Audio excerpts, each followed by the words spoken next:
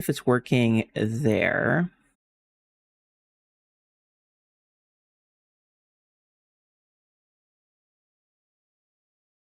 I'm also streaming on YouTube now.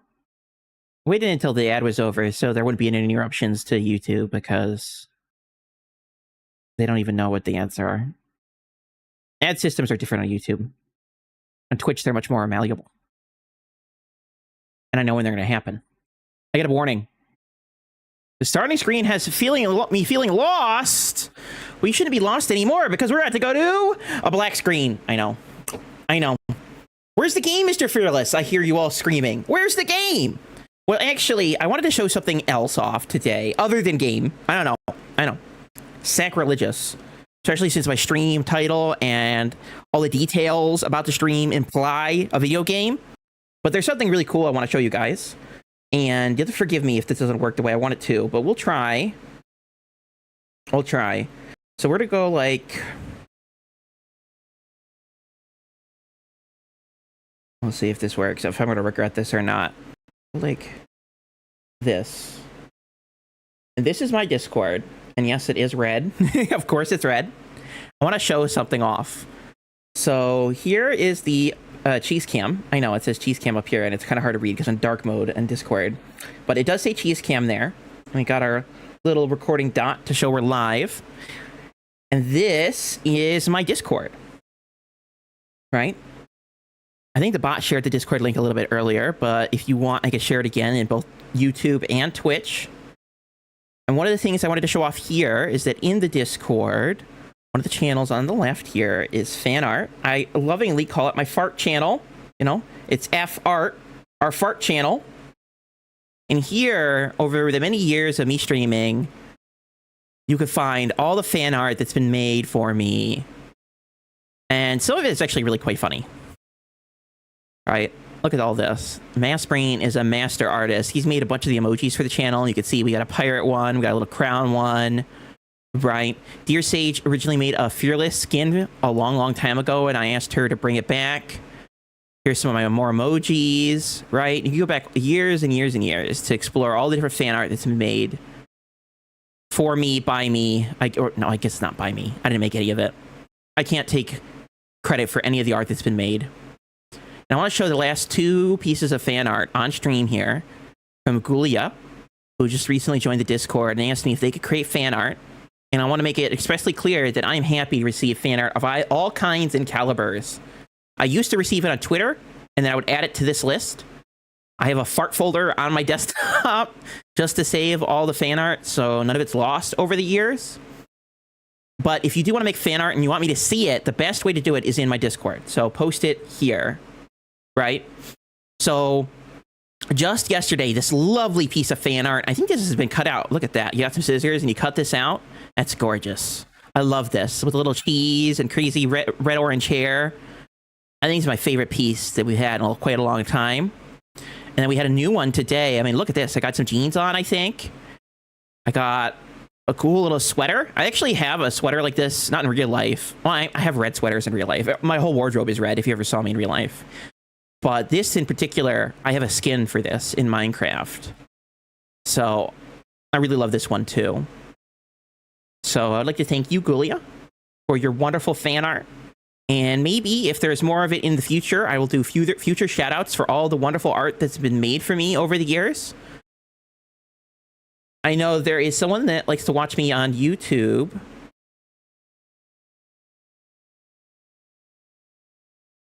Is my YouTube stream working? Yes, it is.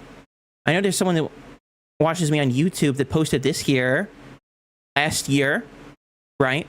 Just some cool mountains, a piece of cheese, and a little squiggly, right? It's after my logo. If you look at my logo on YouTube and Twitch, it's a wonderful rendition. You can even see it here in my Discord profile. And then Ice the Dragon made this quite a while back. Another little Fearless shirt. I love this stuff. I love fan art. As long as it's not made purposely offensive, like you're trying to be mean with it, I love it. I should probably reiterate that. Don't make like offensive or mean or inappropriate fan art. But for the most part, if it's family friendly and it's in good spirits, I will save it and cherish it forever. And that's not a joke. That's not being sarcastic. I really appreciate the art. So thank you. Let's get back to the game now.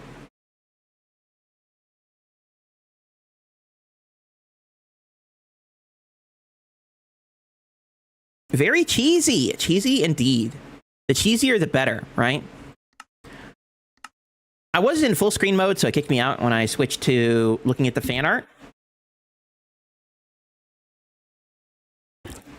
I'm wondering if my live stream is behind because I started a little bit late. Is it here to try to stream everything I did so far? I have no idea. I'll have to watch my stream later and see if it's behind now because I started it so much later. I tried to start it later in order to avoid the ads. It's not too important because nobody really watches on YouTube, but...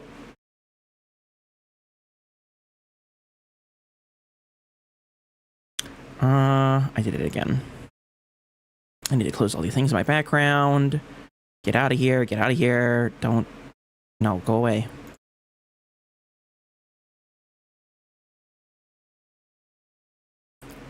So many pop-ups. I didn't notice how many things had popped up on my screen until I started to close them. Okay. So how's everyone's Tuesday doing? Is it as cheesy as usual? Oh, I should have said Cheesy Tuesday in my title. That would have been the big thing to do.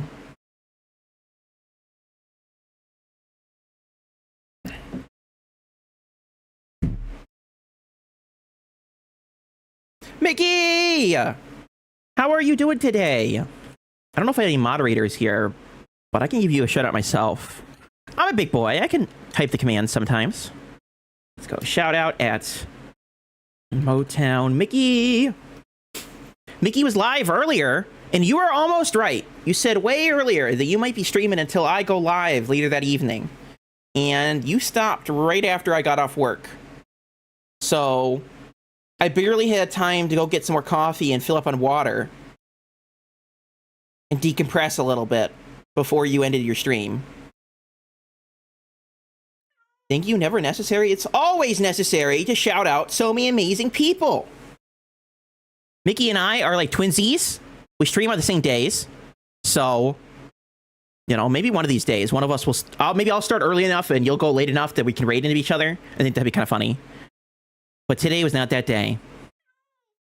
Today, though, I am in the shopping district, hanging out. In a pineapple, I think. Or a carrot. It's one of those. Kind of feels like this is where SpongeBob would live. Maybe Gary's over there in the corner. Gary the snail, you know. Maybe I'll look out this window over here and I would see Squidward. And maybe Patrick way over there. But this is the perfect place to hide because it has this big iron door, you know. And it's got plenty of light in here. So if I need to AFK at any point, this is the place I'm hiding. And it also gives a great place to just AFK. While facing a sign. You can maybe start later. Oh, there's no... I'm just being silly. There's no need. It's only if the stars align that something like that would happen. Just the casual going up and down roughly both the flights of 19 flights of stairs? Why are you going up 19 flights of stairs? Climbing the Empire State Building or what? Hello, B Silver B. How is streaming lately? I don't know if I've seen you live, but I have been really busy, so I might have missed it. I've been a busy bee myself. And there's the Wickless. What's going on, Wickless? I saw you were streaming a new game. What was it? What was the game you were streaming? Discounty? Was that it? It's not a pineapple? I'm pretty sure that's a pineapple. That looks like it's SpongeBob's house. He's even got the SpongeBob flowers outside. Look. All you need is a pink... all you need is a pink stair over here in the corner, and I'll put a sign on it called Gary. I could add some decorations for you if you want. Oh, goodness.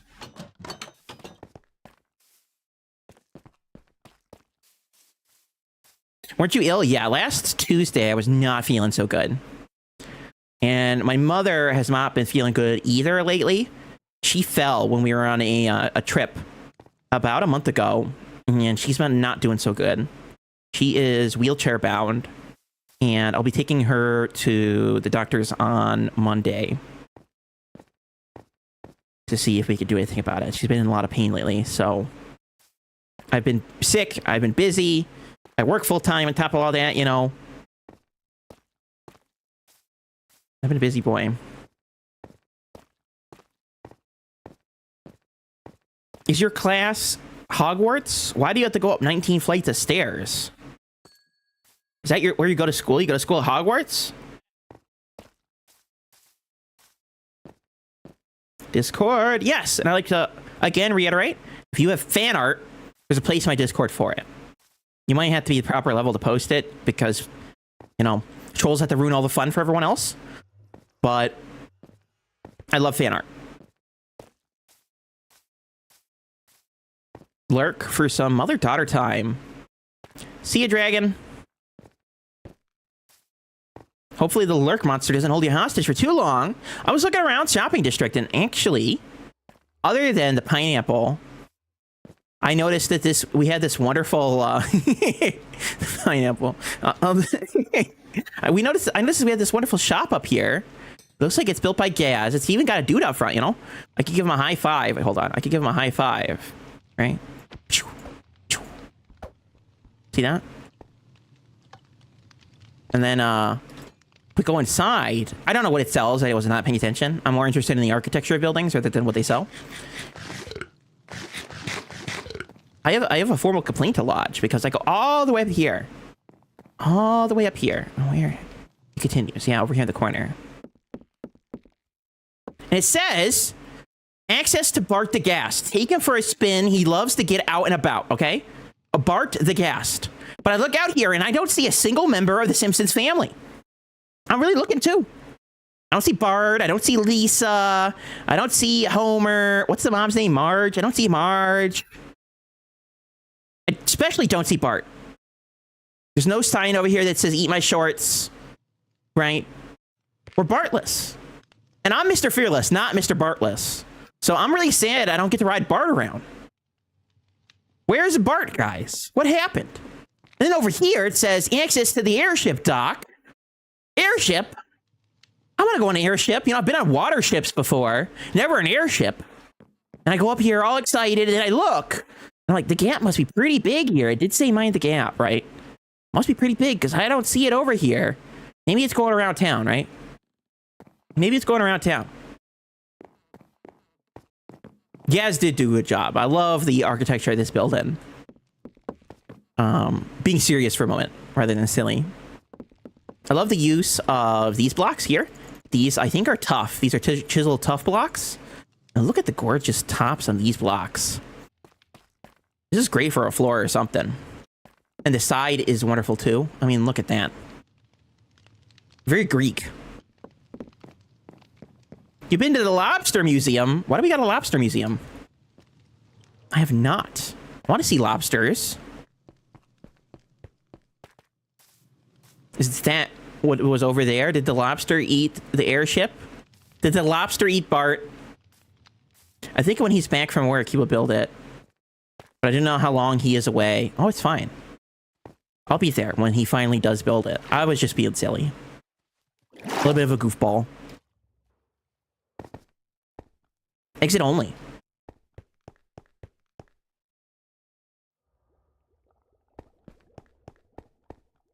The current record biggest American lobster is 45 pounds. My mother would love that. She loves lobster. She eat him up. Is that offensive to poor 45-pound lobster? There are two types of lobsters commonly sold in stores. True American lobster and the spiny lobster. The spiny lobster sounds like something you'd get in Pokemon. Inshore lobsters tend to stay within a mile of where they hatch. Deepwater lobsters follow a seasonal migration path along the continental shelf.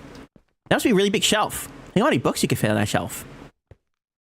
Lobsters can be a variety of colors, but all turn red to cook. Blue, light yellow, greenish brown, gray, orange, calico, and spots. I want to see a spotted lobster. This concludes the Lobs Tour. Gift shop plus checkout. Souvenirs? Oh, wow. What a wonderful souvenir shop. Thank you for taking the lobster tour. Please leave a tip. Preferably diamonds. Don't forget souvenir. Well, I don't have diamonds, but I do have eye blossoms. And I think that's a pretty good tip. Reviews? Lobster Museum rocks. Do I have... You have some wood. Hold on.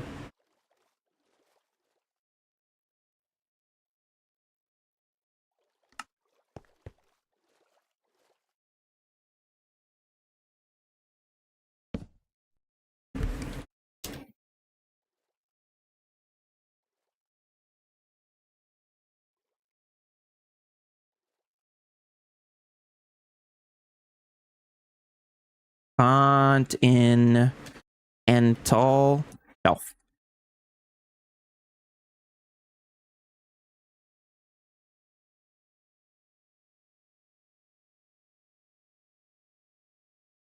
Don't forget your souvenir. Do I have to pay? Oh, rock versus rocks. Why is the cobblestone called singular rock, but the stone is a plural rock?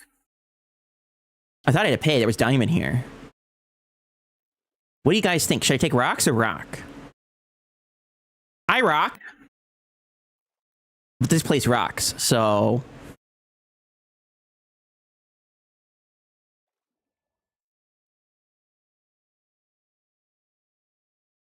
No, I think I'm gonna take rocks. I gave it 5 out of 5 stars. It wouldn't let me fit on the sign.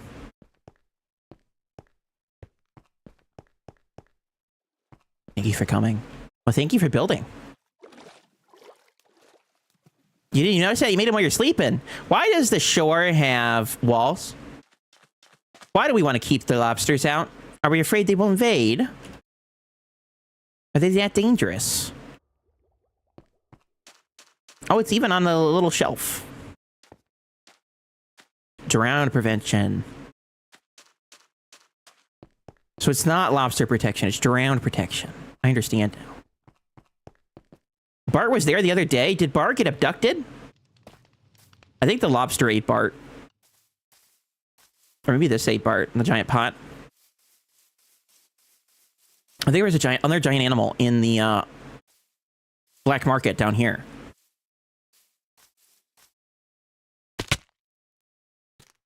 Yeah, frog. Maybe the frog ate Bart, you know? Frogs do eat all sorts of critters in the game. Like magma cubes. Maybe a giant frog can eat giant cubes. And a ghast sounds like a giant cube to me. McLucky, hello! What is that? Monstrum activation count? What kind of achievement was that? I wasn't even paying attention. I was reading chat. How you doing, Lucky? Are you lucky today?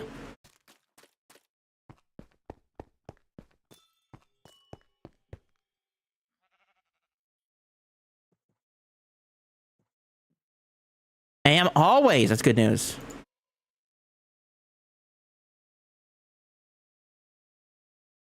I got to go down a flight of stairs to get to art, then up 2 flights to go outside to advisory, then 2 flights to get to career management class, then up 2 flights to get to history and math building, then up another 2 flights to math, and then another 2 to get to lunch, and then 2 to go back down, and then 2 more to get to history. Wow. A lot of stairs. You must live at Hogwarts. Have you met Harry Potter yet? I still don't know what this is. I like the orb, though. I keep wondering and waiting for this to turn into something. But I think it's just a decoration.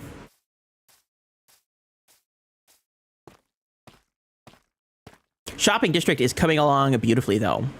I love all the builds. Everyone's so creative. Everyone's got a different style. Like, I don't even know if I don't think I noticed this one either. Very modern. I like building modern builds myself. Concrete is just it's such a sleek block.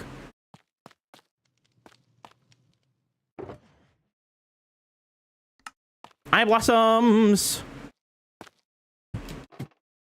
Is this a Mickey shop? Mickey did give me some eye blossoms. Maybe I got it like for free for the free trial. I can go on the roof. We can raise the roof on top of the roof. There are more things in the distance. Is that the fairgrounds?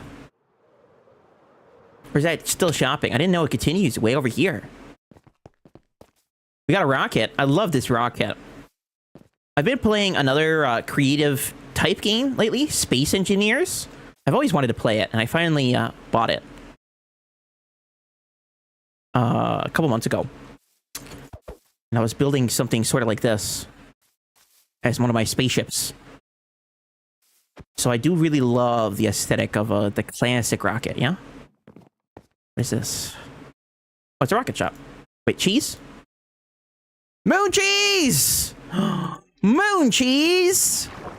Nobody told me they were selling cheese in here.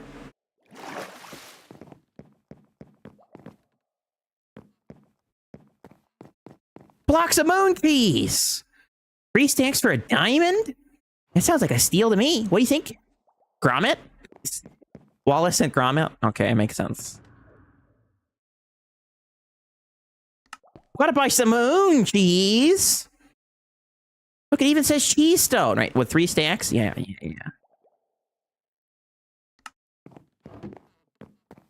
We are a fine purveyor of moon cheese.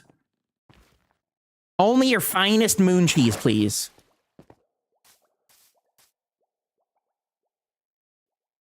You have 5 minutes glances to get up all those stairs? Wow. Moon cheese, it is. Beautiful.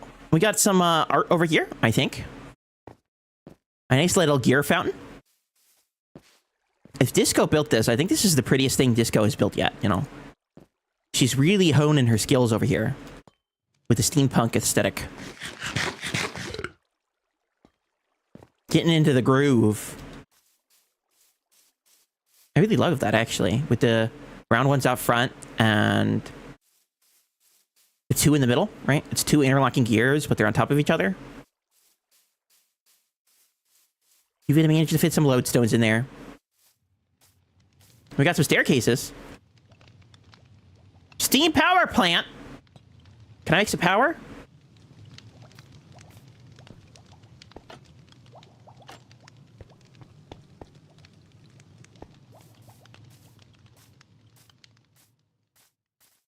I noticed this, though. I don't know what this is.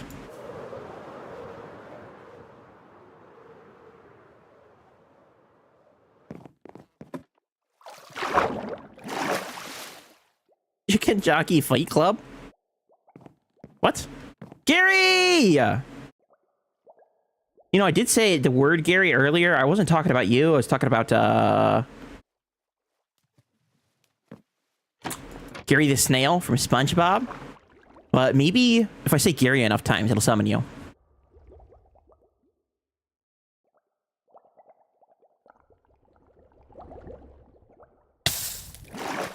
Now, since this is Chicken Jockey Fight Club, are we not allowed to talk about it? What's the rule? You can't talk about a fight club?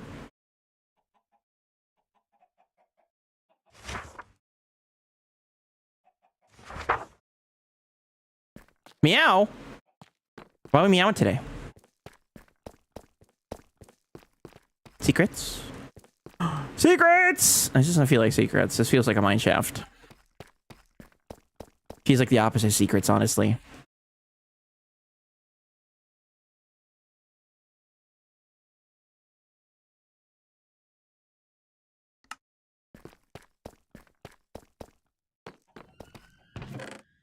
Eggs? You said Gary the Snail. Of course, meow! Of course. Of course.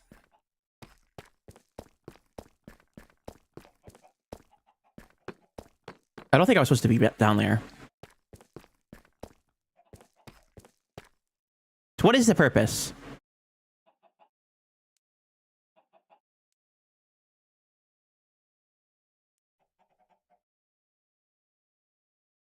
Oh, I see. To get the jockey disc.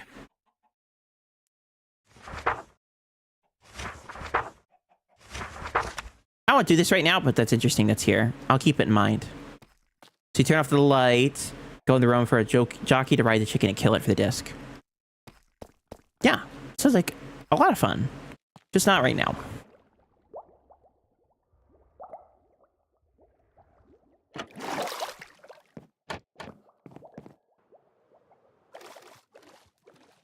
It is very out of the way, though. Is it a spawner? Is that how that works? Because otherwise, nobody will know it's there. I'm assuming they put it in the shopping channel chat or something. But those can get buried very quickly. Oh, they were upstairs. That makes sense. Makes sense to me. Oh, it's a shop. I thought that was a board or something. Like someone's going to put some announcements on there. It's the closest you could find. It makes sense to me. I didn't know that was a you thing. It said Night Sky in that first page. I was assuming it was something Sky did. There's more? More spawners or more to that particular location that I sort of glossed over?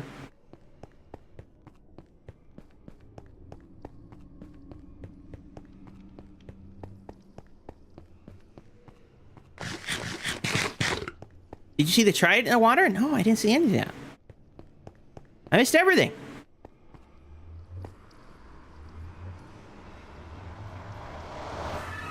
We do have an ad in 20 seconds, and I think we will be taking a quick break for the ad.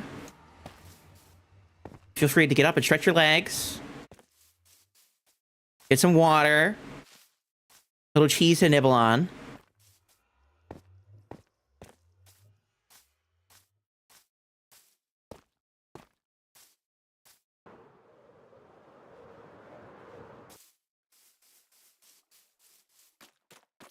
And we'll be back in a few minutes. I think it's is it a minute ad? I can't remember. Something like that. Approaching dinner? That's a good question. Cheese and broccoli is amazing. I buy these little cheese packets. Shredded cheese, you know? And some frozen broccoli you can cook right in the microwave in the bag. Super fancy. It's great like that. It keeps telling me ad is starting soon, but it's not telling me when, how, or where. Oh, there it goes. And then it's going to be a minute and 30. Makes sense to me. We'll be right back.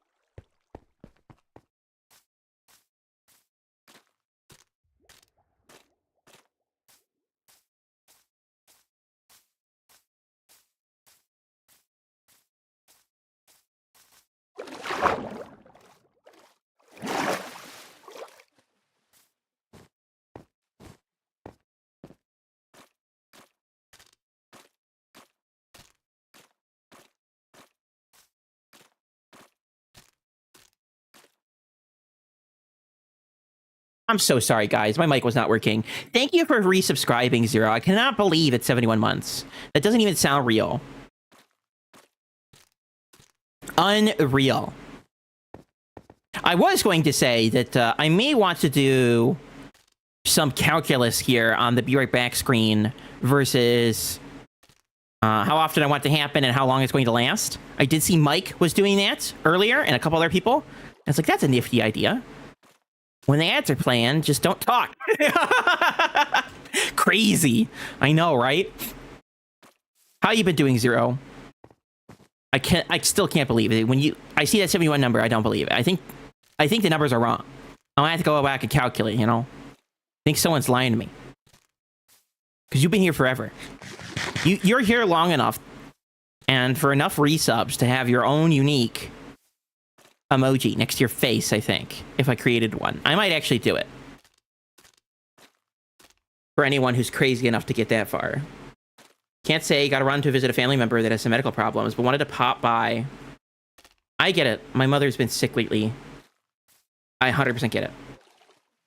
Family first, but thank you for hopping by and saying hi. Are you able to not talk for 2 minutes? I can. I was just not sure how to handle the ads. I don't like ads, and I don't like that it tells me when it's going to happen, right? It's like if you're told the exact day, minute, and hour you were going to die with no other information. So you know it's going to happen around then, and you don't know if you can avoid it. It just creates a sense of dread, you know, that's coming, and there's not much you could do about it.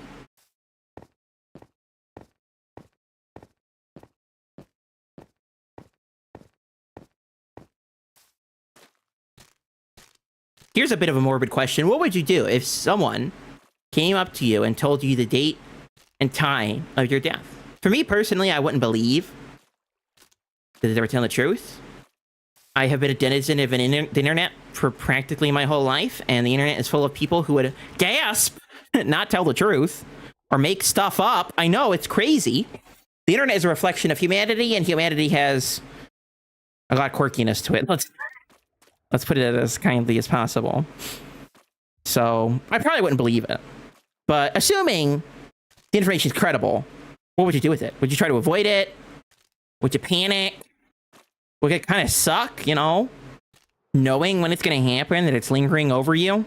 Does simply knowing it make it come true? Is it a self-fulfilling prophecy, right? If no one told you, would you live longer? But in your hubris to avoid your fate, you make it come all the sooner? Pretty tough question, I know. People would rather see how much cheese than answer. Makes sense.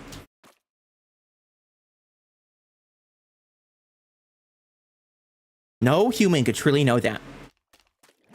I don't know, Mike my Maniac might be able to know it. He seems like pretty like a maniac, you know? Maybe he has the prophecy. You don't really have social media. Well, I got bad news, because this is pretty social, and it's a media. But I get what you mean. I don't have Facebook. And I've not really used social media in the same way most people do. This is about as social as my media gets.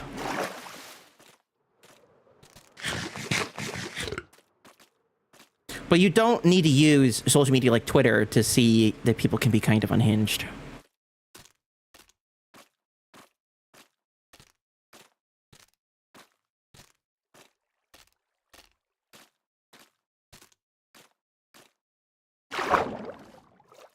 I do like the conduit power here. That's nice. Oh yeah, I was gonna look at Wookiee's shop. So across from the hole in the wall that I'm gonna build, right there, it's supposed to be a trident. I wonder if I've seen this before. Is it this? Mike's down here. Should we dab on Mike? Nope, I don't have the dab, but I have that.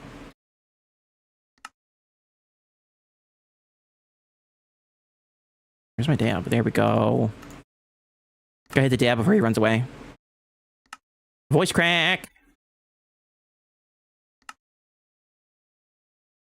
He's just staring at me. I think I've stunned him into silence. Discord is my really my only social media, says Julia. I feel the same way. Everybody 7-8 times made it of copper at the upper water level. Did I really? Oh, snow angels! There's not a lot of snow there.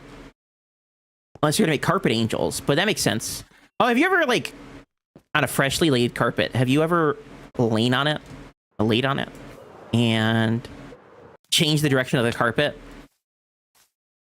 Because you can make snow angels on carpet that way. If it's the carpet, it's just long enough. Carpet burn! No, you don't need to burn yourself. Unless your skin is tissue paper. Or if you like really press your weight into it, you can hurt yourself, like your knees. I get carpet burn on my knees if I bend down. Because I'm too tall.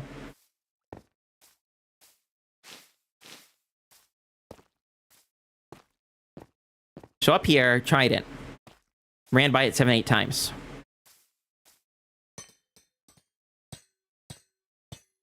You need help? Yeah, probably. Everyone's over here. Hi, glow stick. How's it going? How's it glowing? What is that? Spinning non-stop until the day is over? It just doesn't even have any green things in it. Like, normally it says green stuff, right? Not a single green message. I do like the spinning one. That's pretty good. What else do I got? Oh, this one's pretty unique. It's the MCC emote. You can only get it for participating in that event and doing all the things. So I feel pretty special when I do a cartwheel. If I ever did this in real life, I'd probably break in half. Whatever the opposite of flexible is for humans. Not quite inflexible, you know. My limbs do move. I'm not like the Tin Man. But I ain't doing this in real life. Mining? I think I got that one. I think that one's an achievement. Nope, hammering. Yeah, do I have mining? The pickaxe?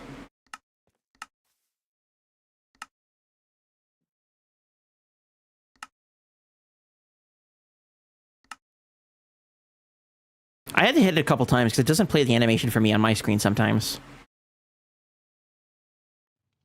There we go. I'm like shaking my martini for James Bond. Sitting? That's a nice one. I didn't know there was a sitting one. Some of those feel more practical than others. Okay, I'm down here. Is it this?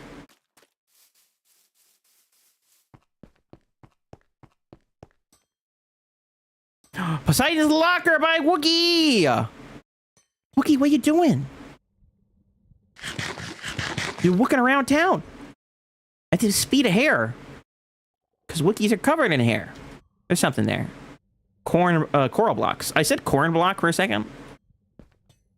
I don't think there's corn blocks in the game quite yet. Maybe someday.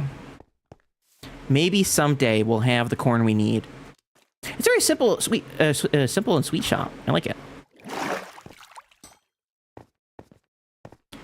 The reason why it didn't really stick out to me is because Hygiene has a shop over here that's the same motif. I'm not sure where it is, though. He showed me. He has something very similar, like in this area, where he's selling tridents. I think. Or something. Gold, maybe? I don't know where he put it, though. Ow.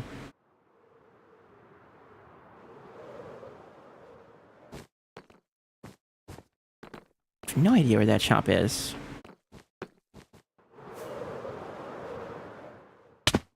Ow.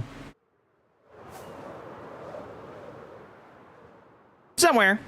Somewhere in there. Out the door? Hygiene's right across? That's what I thought. He's over here somewhere.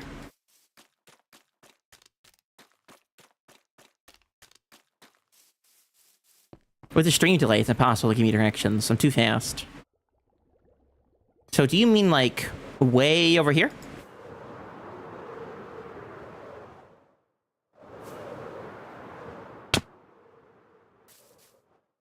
180 degrees! I don't know if this is working out. I have no sense of direction.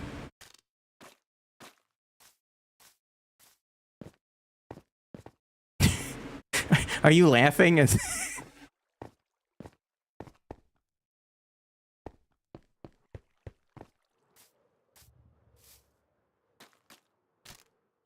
One of these days, Hygiene will show me where it is, and I'll forget again. Go into Wookiees, okay.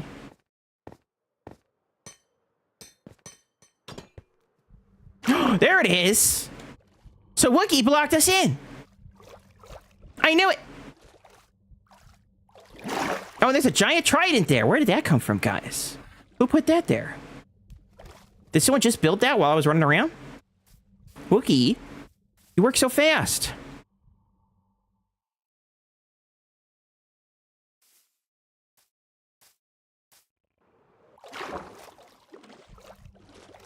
Yeah, we saw the wither heads and things like that. If you want withers, this is the place to go. Got some bones. Got some wither skulls. Oh, did we sell anything in here? Gunpowder?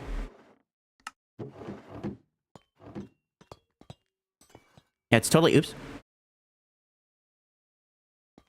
Oh. Uh-oh. I think it's not wax, so it'll be fine, but... Okay, nobody look, but I may have scraped the patina off the floor. You know how it is. Just running around, slapping your axe on things, and then you accidentally stab the floor. It's a pretty regular occurrence if you think about it. Happens to the best of us.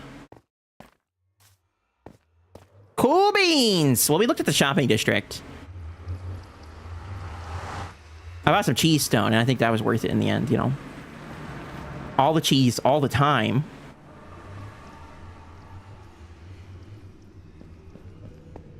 Oh yeah, we need to give some other shout-outs. Let me try to do this. So one of my moderators, I have no idea who did it. She shouted someone out earlier, but let's shout out Mike.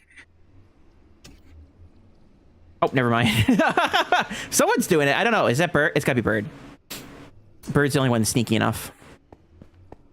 Right? Or maybe it's someone else. I had to look at my moderator queue thingy. I just forget how to do that. It's much nicer on phone now. I'll just assume that it was some mysterious stranger. I'm not here. It is Bird. See, I told you. It's Bird is the word. Okay, I think we're down to Pink Tunnel. I love the simplicity of these tunnels, by the way. They're not complicated, but they feel quintessentially Minecraft. They're that classic nether tunnel that you might have seen when Minecraft first came out, right? When big YouTuber streamer types started to make their first nether tunnels. This is the kind of stuff. And that's not a detriment, right? Sometimes there is beauty in simplicity, because if you overly complicate something, sometimes a lot of your detail is lost in the complexity, right? Glare, says Wickless. Why are we glaring? You just got a shout out. You should be glaring. They're not baby tunnels. Did I say baby tunnels? Okay, they're baby tunnels. I decided. They're wonderful.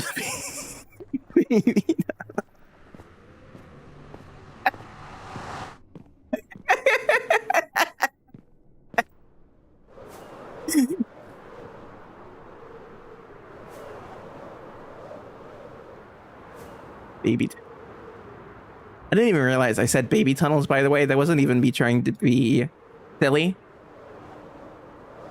I just have such a way with words.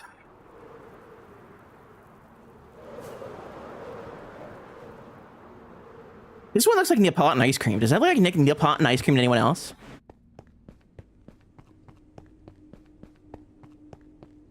Walks away from Fearless. Not sure how much he might get beat up. It happens. cheeses don't bruise, so... There we go. Shout out to Mike. Mike and Wickless are other members of the SlackVille community, like Mickey. They usually stream on days that I don't stream, is what I tend to find. They don't stream on Tuesdays or Thursdays.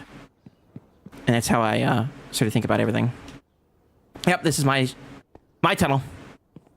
Neapolitan ice cream is my tunnel. We got the chocolate, we got the strawberry, we got green vanilla. Maybe it's mint, right? It's the Neapolitan, but they switch out the vanilla for mint. Makes sense to me. And we got this new flavor. It's a little stony, you know? But probably quite delicious.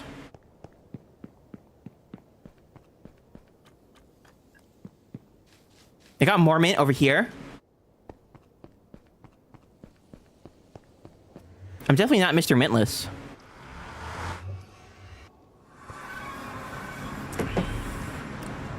Okay.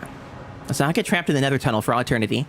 One time I decorated my tunnel. I should say I decorated my portal. All crazy like. With bits and bobs all around it. There's like an overgrown tree. And I went through the portal, and when you go through the portal, it's a little opaque. The portal effect on your screen, I think it's a little different in Java. I don't think it's quite as opaque. And it's kind of hard to see through. So I couldn't navigate my way out, because I made so many bits and bobs, I actually got stuck in the portal. And I managed to just inch my way out of the portal, just so the thing wouldn't be in my face immediately, and then went right back in. And it took me so long to get out of the portal that it sucked me back into the other dimension. If you sit in the portal for... Okay, so if you go through the portal, I'm not going to do this, but if you go through the portal, it'll do the effect on your face, right? And then when you come in through the new dimension, if you sit there, it won't pull you back in. It's to prevent you from bouncing between dimensions constantly. But if you get out of the effect radius, right? If you walk out of the portal blocks and then back in immediately, it will suck you back in. And that's what ended up happening to me. I couldn't even get out, and I just went back to the nether. Keeping your mom in my thoughts. I appreciate it. I'm really worried about her. She's been crying a lot. It's been tough. She's not doing so well, guys. I appreciate it, though. A fearless fact. I was thinking of some good ones the other day. I could give you a space fun fact.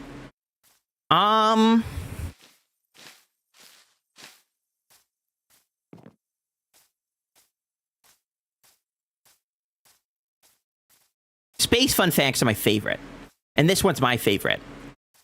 And it doesn't require a lot of explanation, unlike a lot of other fun facts.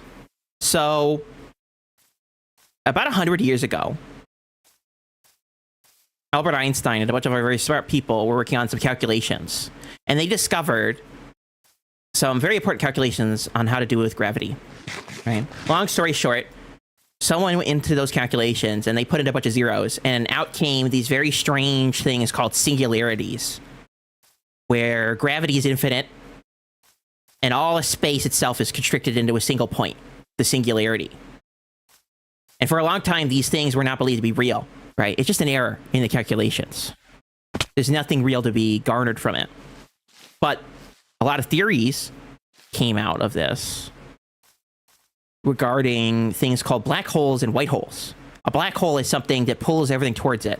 It has infinite gravity, pulling things towards its center. A white hole is the opposite. It expels things infinitely far from itself. So you could sort of think of a black hole as a sink sucking water down, and a white hole as a faucet that spits things out, right? And for a long time, they weren't theorized to be real until at the very center of our galaxy, we noticed that there was a bunch of stars orbiting super quickly around a singular point. And there had been other observations like this elsewhere. But black holes don't emit any light, since they pull everything into them. Even light itself. They're so immensely powerful that you can't see them. That's why they're called black holes. They're impossible to see. White holes, we don't know if they exist. They probably don't. They would be very obvious because they'd be super bright, because they're spitting out literally everything, including light. But a black hole, it's impossible to observe one directly, unless you're super close to it. However, we can observe their powerful gravity. Where I said they have infinite gravity at their center. Well, gravity sort of goes off pretty fast the further you get away from an object. So even something with infinite gravity at center, farther and further you get away from it, the gravity gets less and less. But because the gravity is so strong, objects orbiting it spin around it thousands of times, even a second. Such immense speeds around the center of this immensely powerful object. And when we observed it, we could see these objects orbiting nothing, essentially, right? Just imagine this. You're an astronomer taking readings of extraplanetary bodies in space. And you see them orbiting at insane speeds, right? Like we orbit the sun, and that's what gives us our seasons and our days by a planet rotating and it's orbiting around the sun. Imagining orbiting things so many times a second that it's almost impossible to even grasp what it would look like. And they're orbiting nothing, essentially nothing, right? And we proved, because these things seem to be orbiting nothing, and this black hole at the center of our galaxy is called Sagittarius A star. It wasn't given a proper name, mostly because it was not even known what is there, right? It's this hypothetical object. And we still can't see it to this day, right? But we can see the objects floating and spinning around it at remarkable speeds. So my fun fact for you, long story short, is at the center of every galaxy, we believe there to be a super massive black hole. Black holes themselves are already some of the most massive objects in the universe, period, with such immense power that they bend light around them, right? Not even light can escape their power. But at the center of every galaxy is a black hole so massive, so large, that it makes literally every other object in the whole universe look like it was never even there to begin with. So powerful is that they rip stars apart into dust. When our ability to look further and higher resolutions became greater, we can look in other galaxies and see these hungry black holes ripping apart gas clouds and other stars that get too close to the black hole, right? Our galaxy is rather calm. So we don't see these massive black holes tearing apart objects, because the power with which they tear things apart, the power with which they consume their surroundings, it's so immense that the things they eat begin to glow under the immense pressure, heat, and speed of them colliding with each other, right? You ever rub your hands together and got a little warm? Imagine that. But at some of the fastest speeds any physical object could ever move. Grains of dust rubbing against each other so fast and at such immense pressures that they begin to glow. And you could see them from millions of light years away. You could see them from other galaxies. Some of these black holes are so immensely bright, so immensely powerful, that they outshine their whole galaxy. Millions of stars, hundreds of thousands of stars don't shine together as brightly as one of these singular black holes consuming just a few clouds of matter around them. They call them sloppy eaters because so much of the energy is lost in the light expelled out from their dinners that they actually only consume a fraction of what's left. They literally burn it all away as they're eating it. And thank you, Vicky. I just drank some water. So how is that for a fun fact? I've always wanted to create a black hole in Minecraft. I saw someone did it recently, and I'm like, shucks.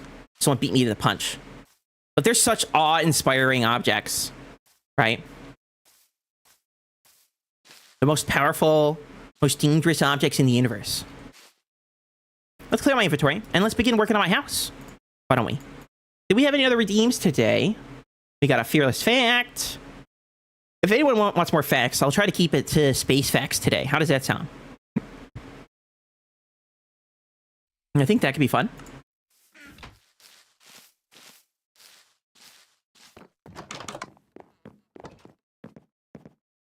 Ad break, it's back. That monster, that fiend. I need to make those longer. I need to make the time between them longer. It's settled, in my mind at least. They're too frequent. 30 minutes is not enough time.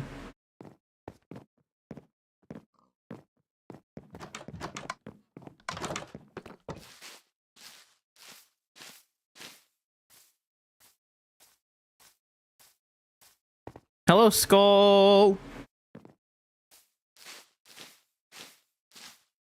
How's it going?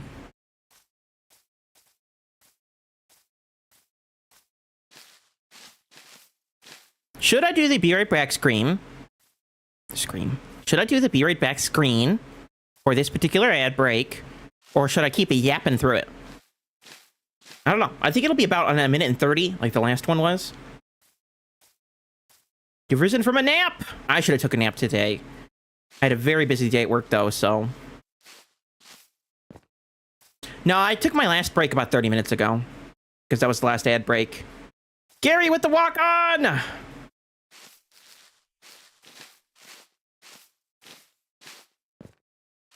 Considering that very few of you guys are subscribed, I think I will take the break.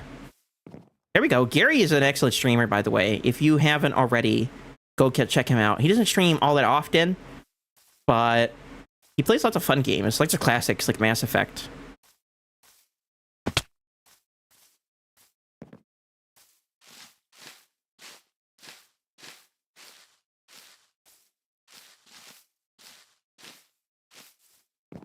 Okay, we'll take a little stretch break then. See you guys in a few.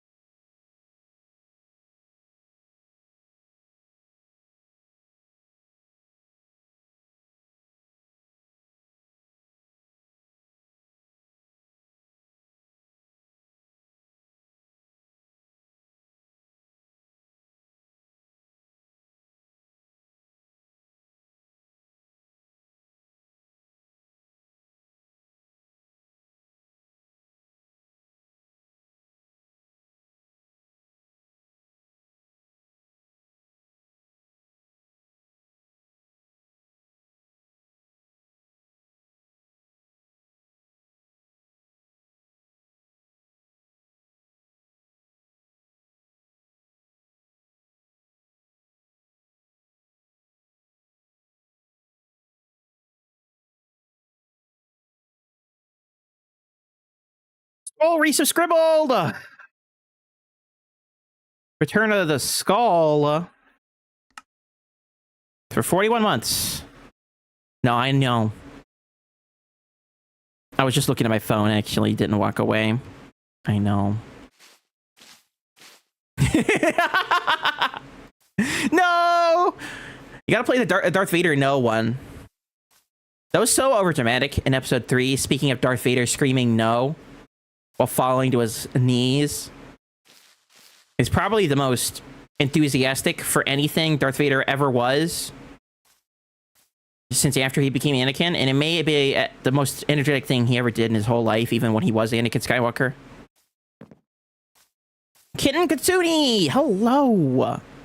How's it cheesin'? How's it going? What's dabbing?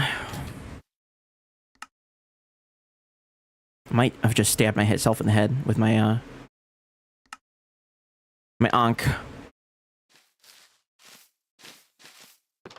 Giving a shout out to Kitten. Wait, you stream? I feel like I always the last person to learn these things.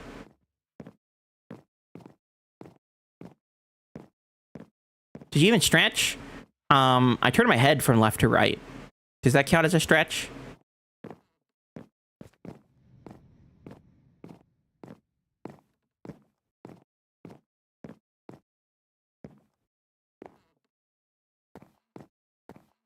Yes, sometimes. Well, sometimes it's good enough to me. I guess I gotta give you a follow, huh?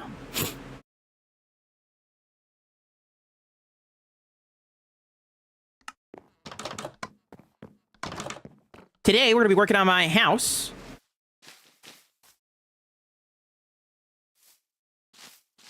I'm working with some pale oak to try to come up with a very creepy type house. You know, actually, I was watching Eric Bannister yesterday on Twitch, and he was building a whole village out of pale oak houses. It was actually very surreal to see everything be pale oak and super gray and monotone color. I think this will come out pretty good, is what I'm trying to say. A cheesy joke? Are you sure? That's probably the most dangerous redeem on the channel. Cheesy jokes have a way of shattering reality because they're so funny. So absolutely hilarious.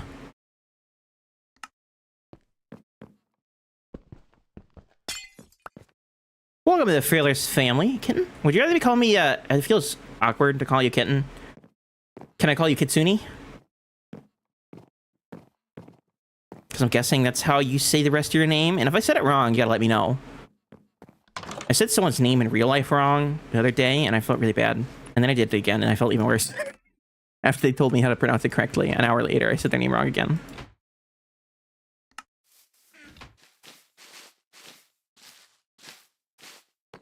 You should really stretch more, especially since you're at your desk most of the day. I am at my desk most of the day. That's true. Well, that's not where I wanted to put you. So I will look through the Fearless archives to get the funniest cheese joke at my disposal.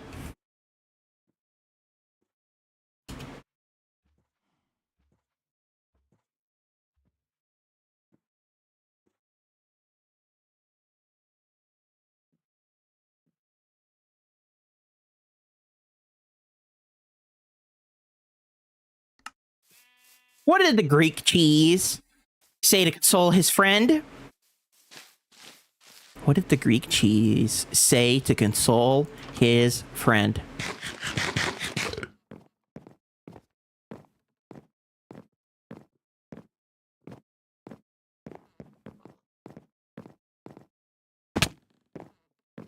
Don't worry, things will get feta. Don't worry, things will get feta. Get it because feta is a Greek cheese. It all makes sense now, guys. Remember, I gotta hold in your laughter. I know that was so hilariously funny, but we gotta hold it in. Gotta hold it in. Can't let it out. Might shatter reality itself. That's how funny some of these jokes are. They're just too powerful for us mere mortals.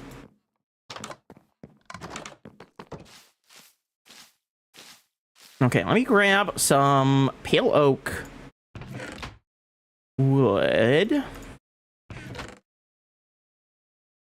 on, I gotta have a bunch of logs, right?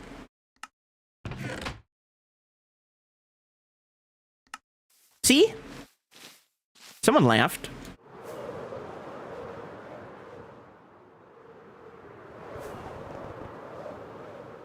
It was a Simpsons laugh, but I'm sure it counts. If we go over here, I'm pretty sure Hygine's been storing all the pale wood we could ever want. Yep, here we go. I do want some more of the logs themselves. That wasn't too bad? Would you say it was pretty Gouda? Could you not believe how Gouda it was?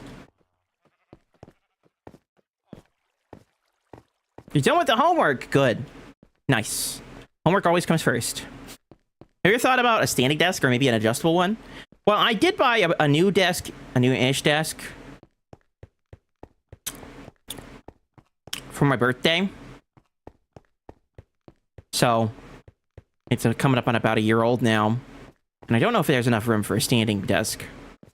but I have thought of it. Sounded like an AI-generated laugh. No, it's the bully kid from The Simpsons.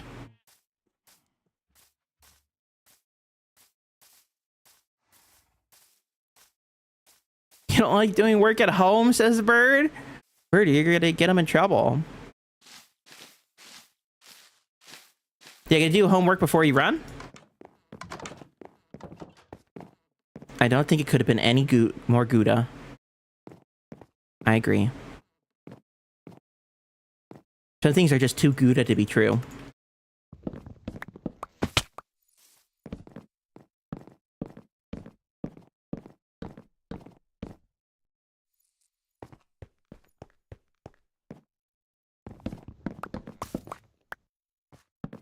Homework before fun? That sounds a little bit more realistic.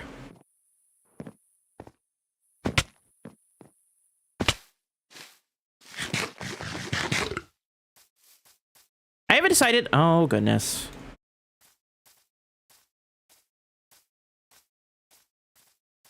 I haven't decided if I want to use dark oak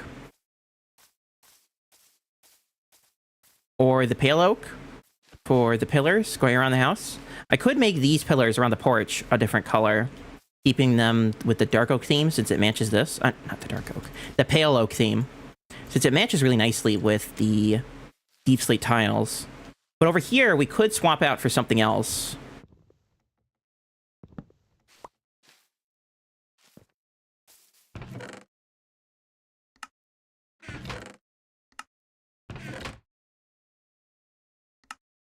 Might be out of tiles.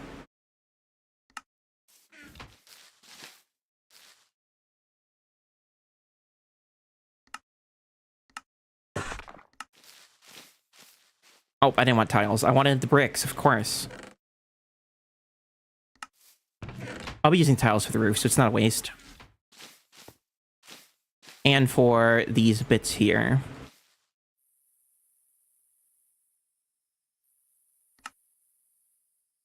Bricks, there we go. Mickey has 70,000 cheese. Wow. You're really cheesing it up.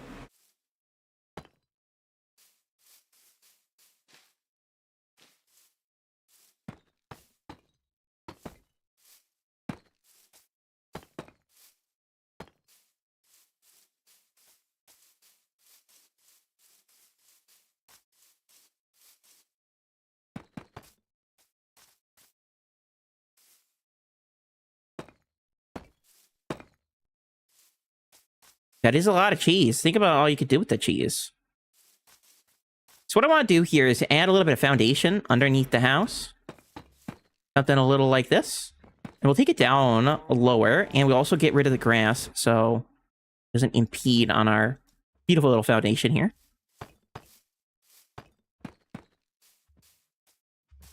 But once I get the foundation in, I can play a little bit with our pale oak and see what I want to do here. Because we do something like this. Right? And it does match pretty nicely with these blocks here.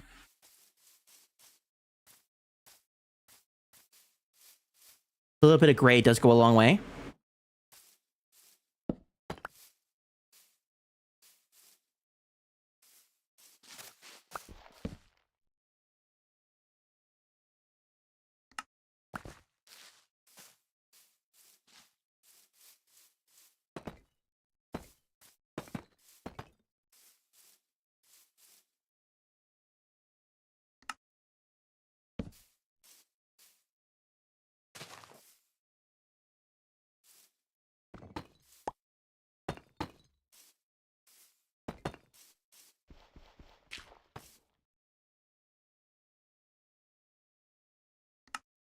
Apparently, I only have an iron shovel. I might take that down a block lower. And I do want to have a fireplace there in the center. And what I do want to do is take a picture of this. Go like this. This. like this. Take a picture of this so I don't lose it. Because I'm going to get rid of this wall here.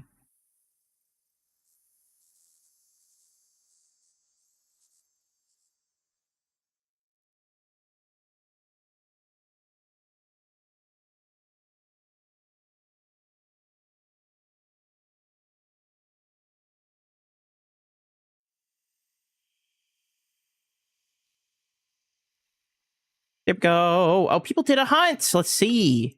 Let's see. How'd it go? The Stilton crew check their interdimensional cheese trays as they get ready to enter the mirror. The entire Gouda crew escaped the mirror with their bodies intact after finding an alternate reality with a fabled... Goodness, let's try this again. The entire Gouda crew escaped the mirror with their bodies intact after finding an alternate reality where the fabled lost city of gold, El Quesado, is in its prime. They celebrate back home with a tray full of golden cheese. A successful mirror hunt with a bounty of antimatter cheese. Guys, got to keep that away from regular matter cheese. Antimatter and regular matter explode on contact. Make sure your cheese trays are calibrated to the appropriate settings. Let's see. Mickey made out with 2,500. B made out with 2,500. And Bird made a whopping 625,000 antimatter cheese.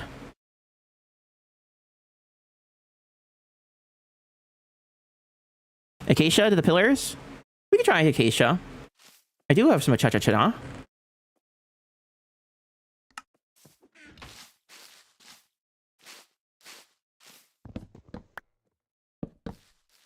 Oh, that's not a bad idea. I like that. Sköll, you had a good idea. For the first time. Just kidding. I'm feeling feisty today, guys. I don't know.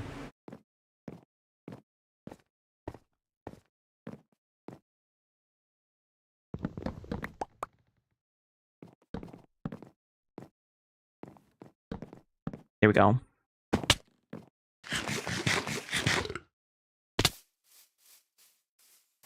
My phone just beeped at me.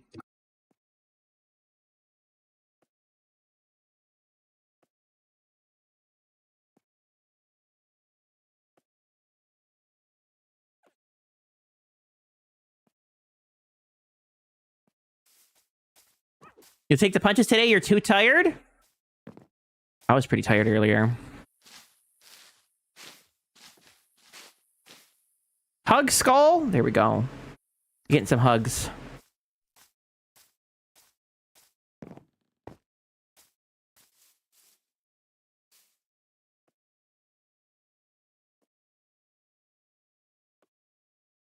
I really wish you could build the pale vines. I'd love to put pale vines around the sides. But what we can do is play the moss block a little bit. Goodness. Words are just too difficult for me today. We could play the moss block a little bit and do something like this. This house is modeled after a house I have built before in a game. Very loosely modeled, I should say. In that it's a very tall house with very tall windows. And that's about the only commonality. And I also built it on stream on SlackVille. Pretty much everything else is different.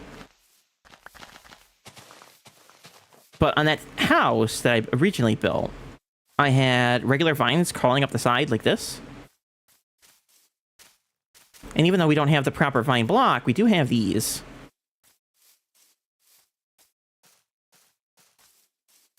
And I could probably mix something in there.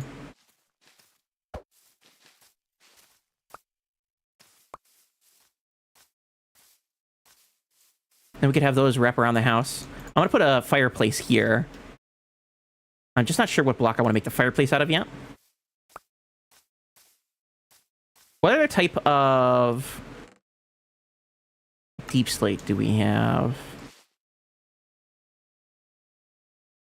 So we did the tiled. I could do polished. Oh, chiseled deep slate. How would that look? Let's not turn all of our deep slate into chiseled.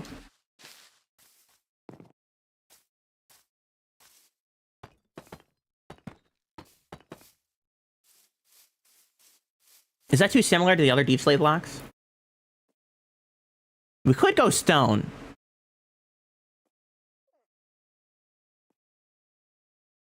Just imagine that there's this pillar of stone going up here, and then meeting the roof of the house with a big puff of smoke coming out.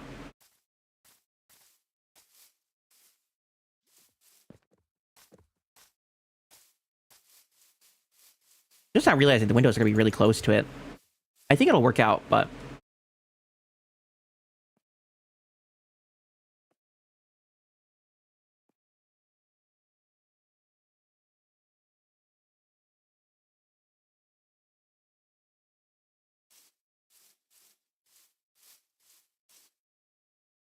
we could try the cobbled.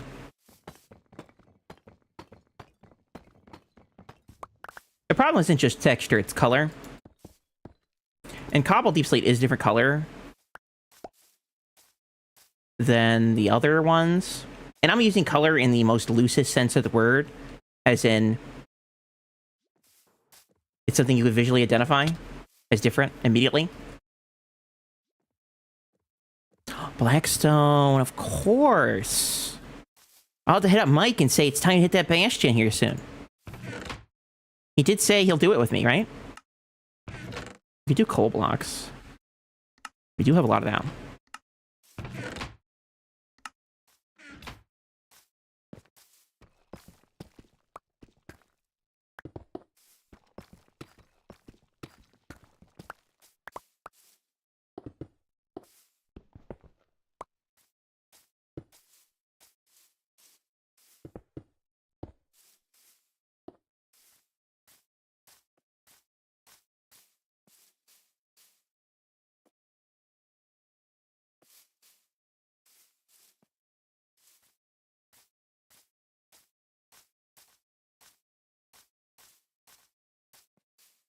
What I might do in this one by the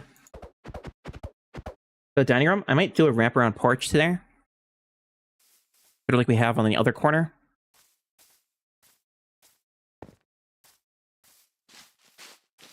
Here. Just to break up the face of the building.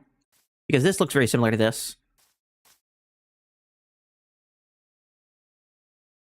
What I could do is something like... oh, this is not going to be easy. My inventory's full again.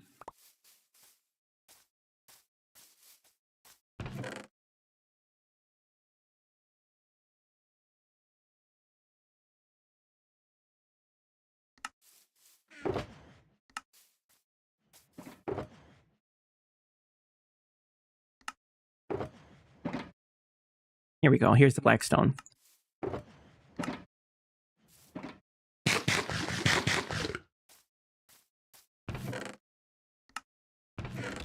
Grab the tile.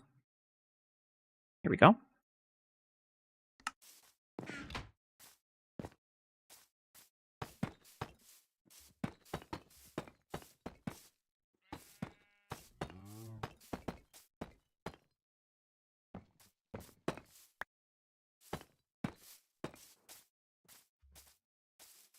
And then I wouldn't need to worry about this here.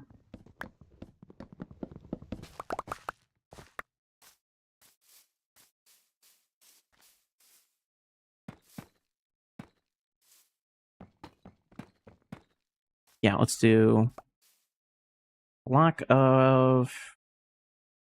what's the most disposable block I have? Dirt?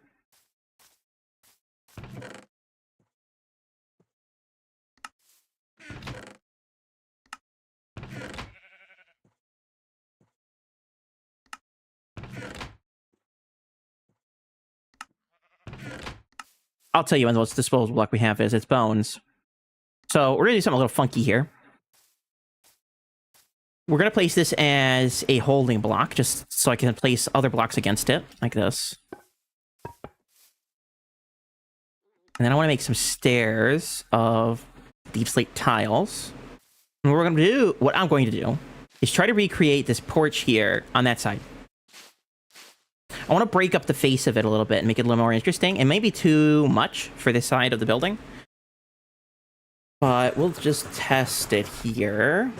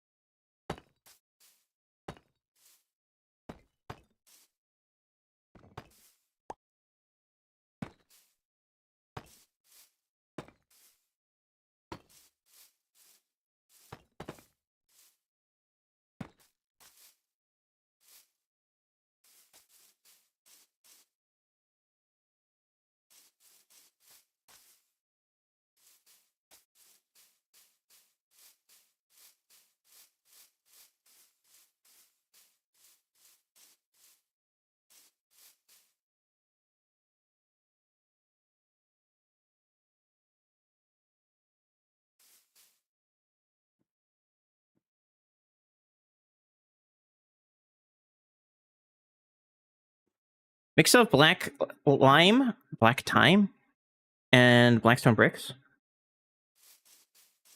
Yeah, we're getting a little too chaotic here. I'm doing too many things at once. Let's take this out of the equation for now. I don't know if this is going to be too much, right? I am a big proponent of something I call the density of detail. And if you throw too much detail in too small of a place, your eyes don't know where to focus. And you could kind of make your builds look a little uglier than you intend, even if the detail is very purposeful. And the main problem with this side of the house is that the foundation goes down quite a bit, right? Oh, I know what you were talking about.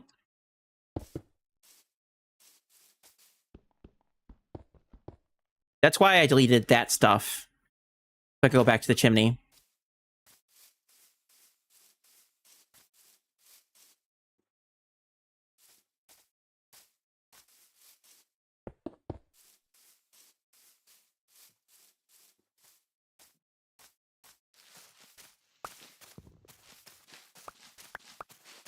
One thing I love about moss blocks is they're easy to break.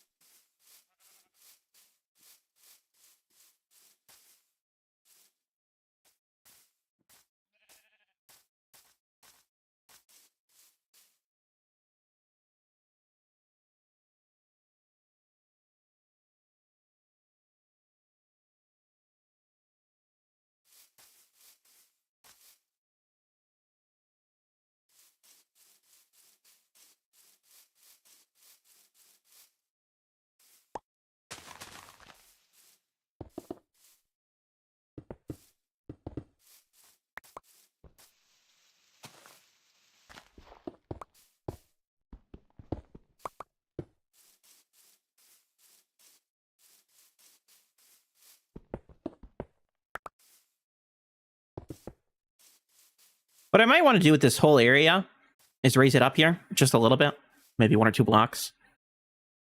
It's the same problem on the other side with the big tower. Or what I could do...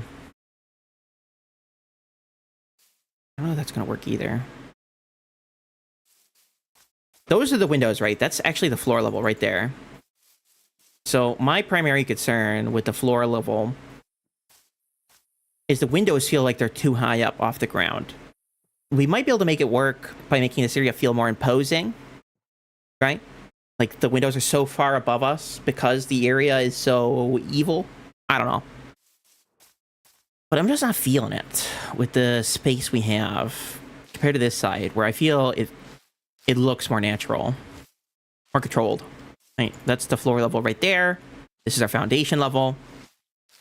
If I want to make more foundation or more level between here and there, right, those are my 3 options are raise the floor, or I should say raise the ground, the dirt, up higher, so it's closer to the windows. I could bring this down further like this, and then have the less foundation here, so the foundation doesn't stick out as much. Or I could raise the foundation up, right? I could raise the foundation up. I did bring it down a block here on this side, and I kind of like the look of that, where it's here, there, and then it goes down a block. So I could raise it up a block or move it down a block, depending on how I feel. And that might help break up the face of the wall, but I'm not sure. I do know that we're going to have to take a break here.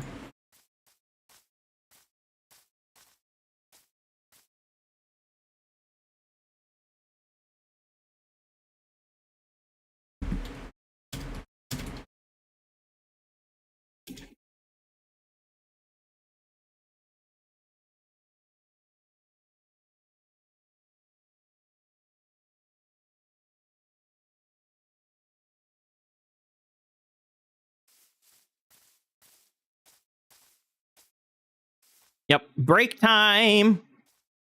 Feel free to stretch your legs.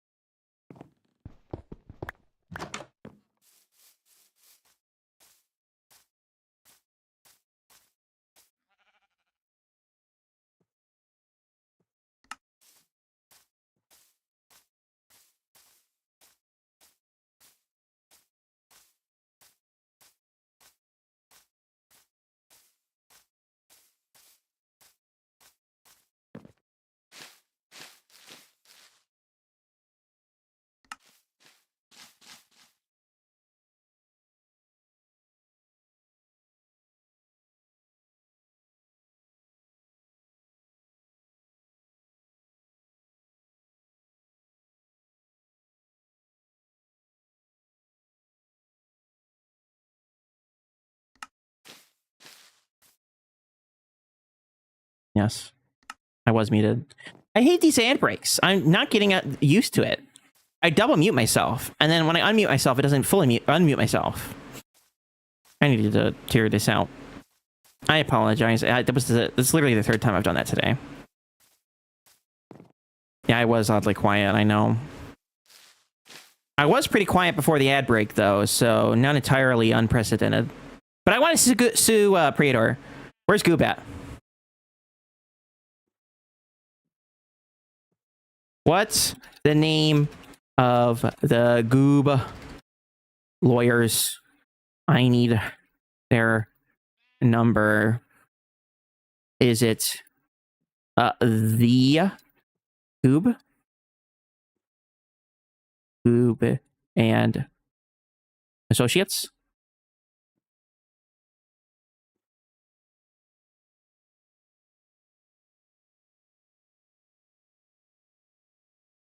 Goob et al. Goob, sorry. I said Goob. It's good instead of Goob.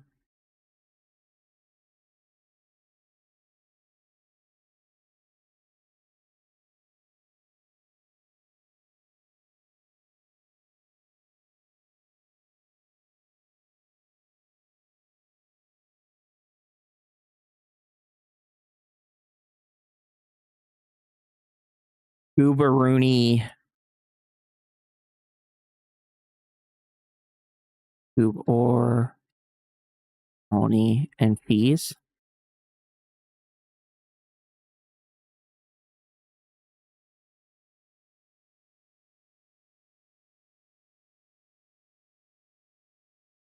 The goob and the dabbers.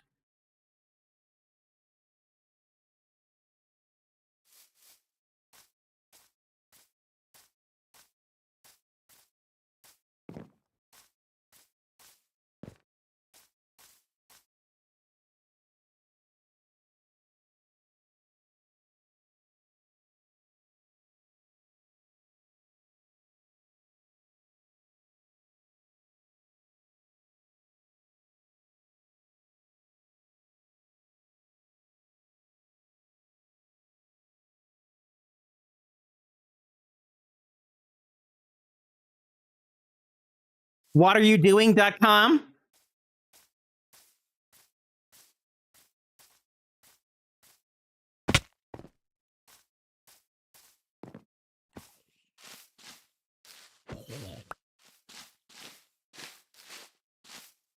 Oh, I missed the mirror hunt. Let's see. Mozzarella crew check their interdimensional cheese trays. The entire Asiago crew escaped the mirror with their souls intact after finding an alternate reality where the feeble lost city of gold, El Quesado, is in its prime. They celebrate back home with a tray full of golden cheese. Why you all lived again? Why are you guys so lucky? How are you living so often? A successful mirror hunt with a bounty full of mirror hold cheese. Cat made 250, Bird made 125,000, and B Silver made 4,500.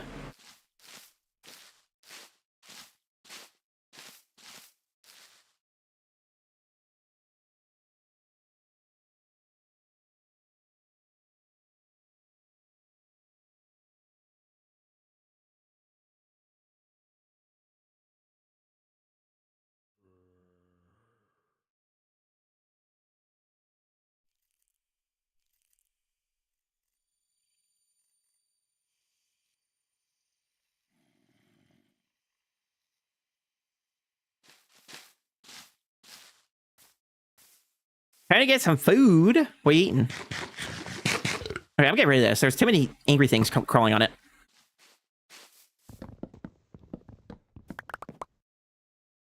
Mike has left the game. No, it was Mickey.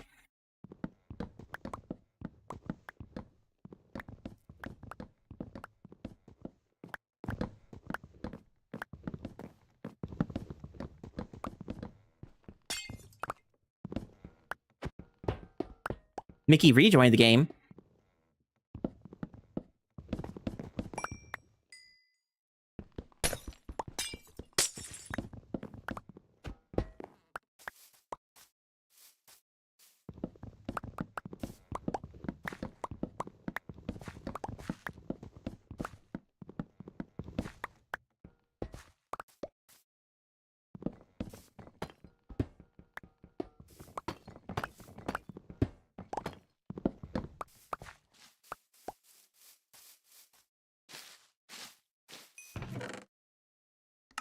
I also want to move these chests, I think.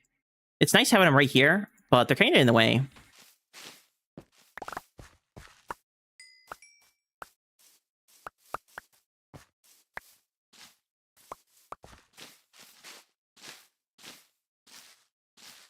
Whatever you decide is worth the energy.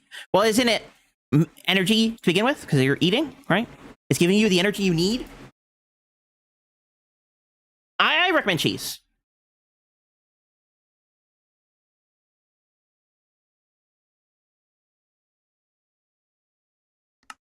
That should have come as a surprise to no one.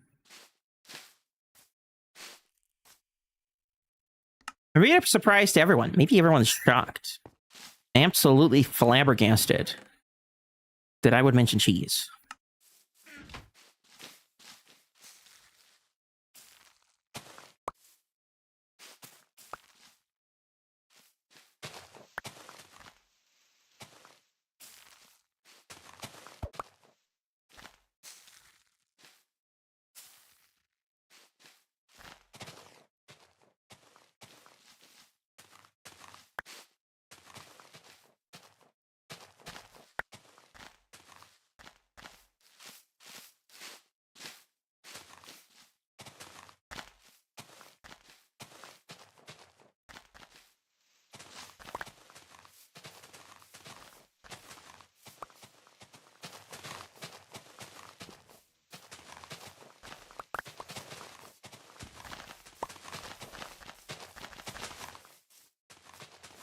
all this grass needs to go. The problem with these grasses on top of the grass blocks, the ones I'm breaking right now, is you can't actually bone meal moss under them. They sort of just take up space and hold the bone meal hostage. Instead of going to be bone mealing all of this anyway. Better start now. Goob, where you been? Why you hiding, Goob? I was just trying to sue Prater for saying that cheese is illegal. You know, cheese needs rights too, right? But then you weren't there.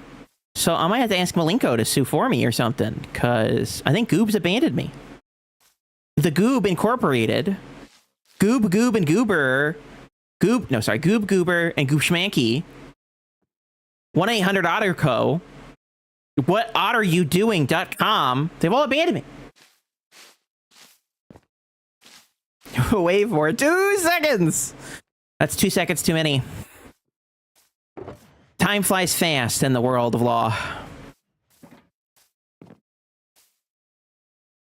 I might have to Better Call Saul or something, you know.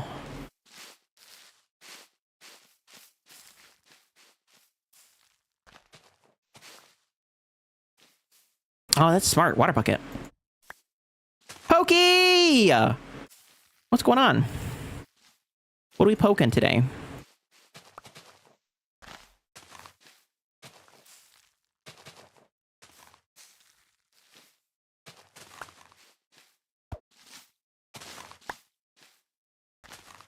Poking the buttons? Yeah, makes sense.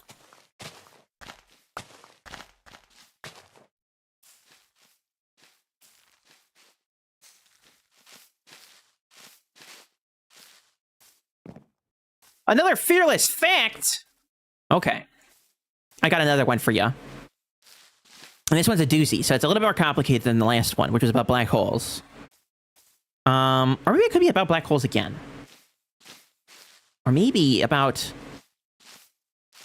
the second most dangerous object in all of space.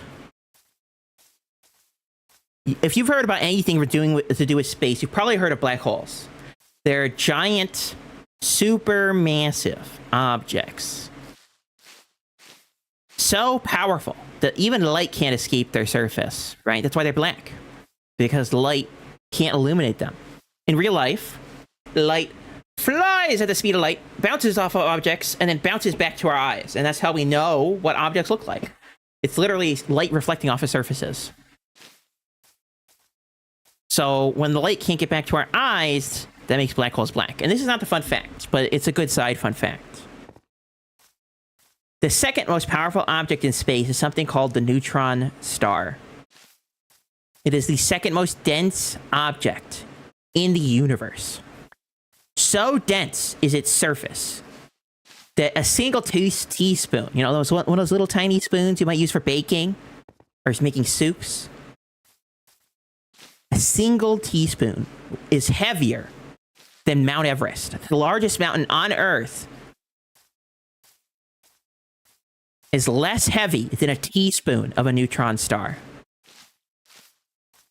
When a star fails to turn into a black hole, just because they aren't big enough, they turn into a neutron star.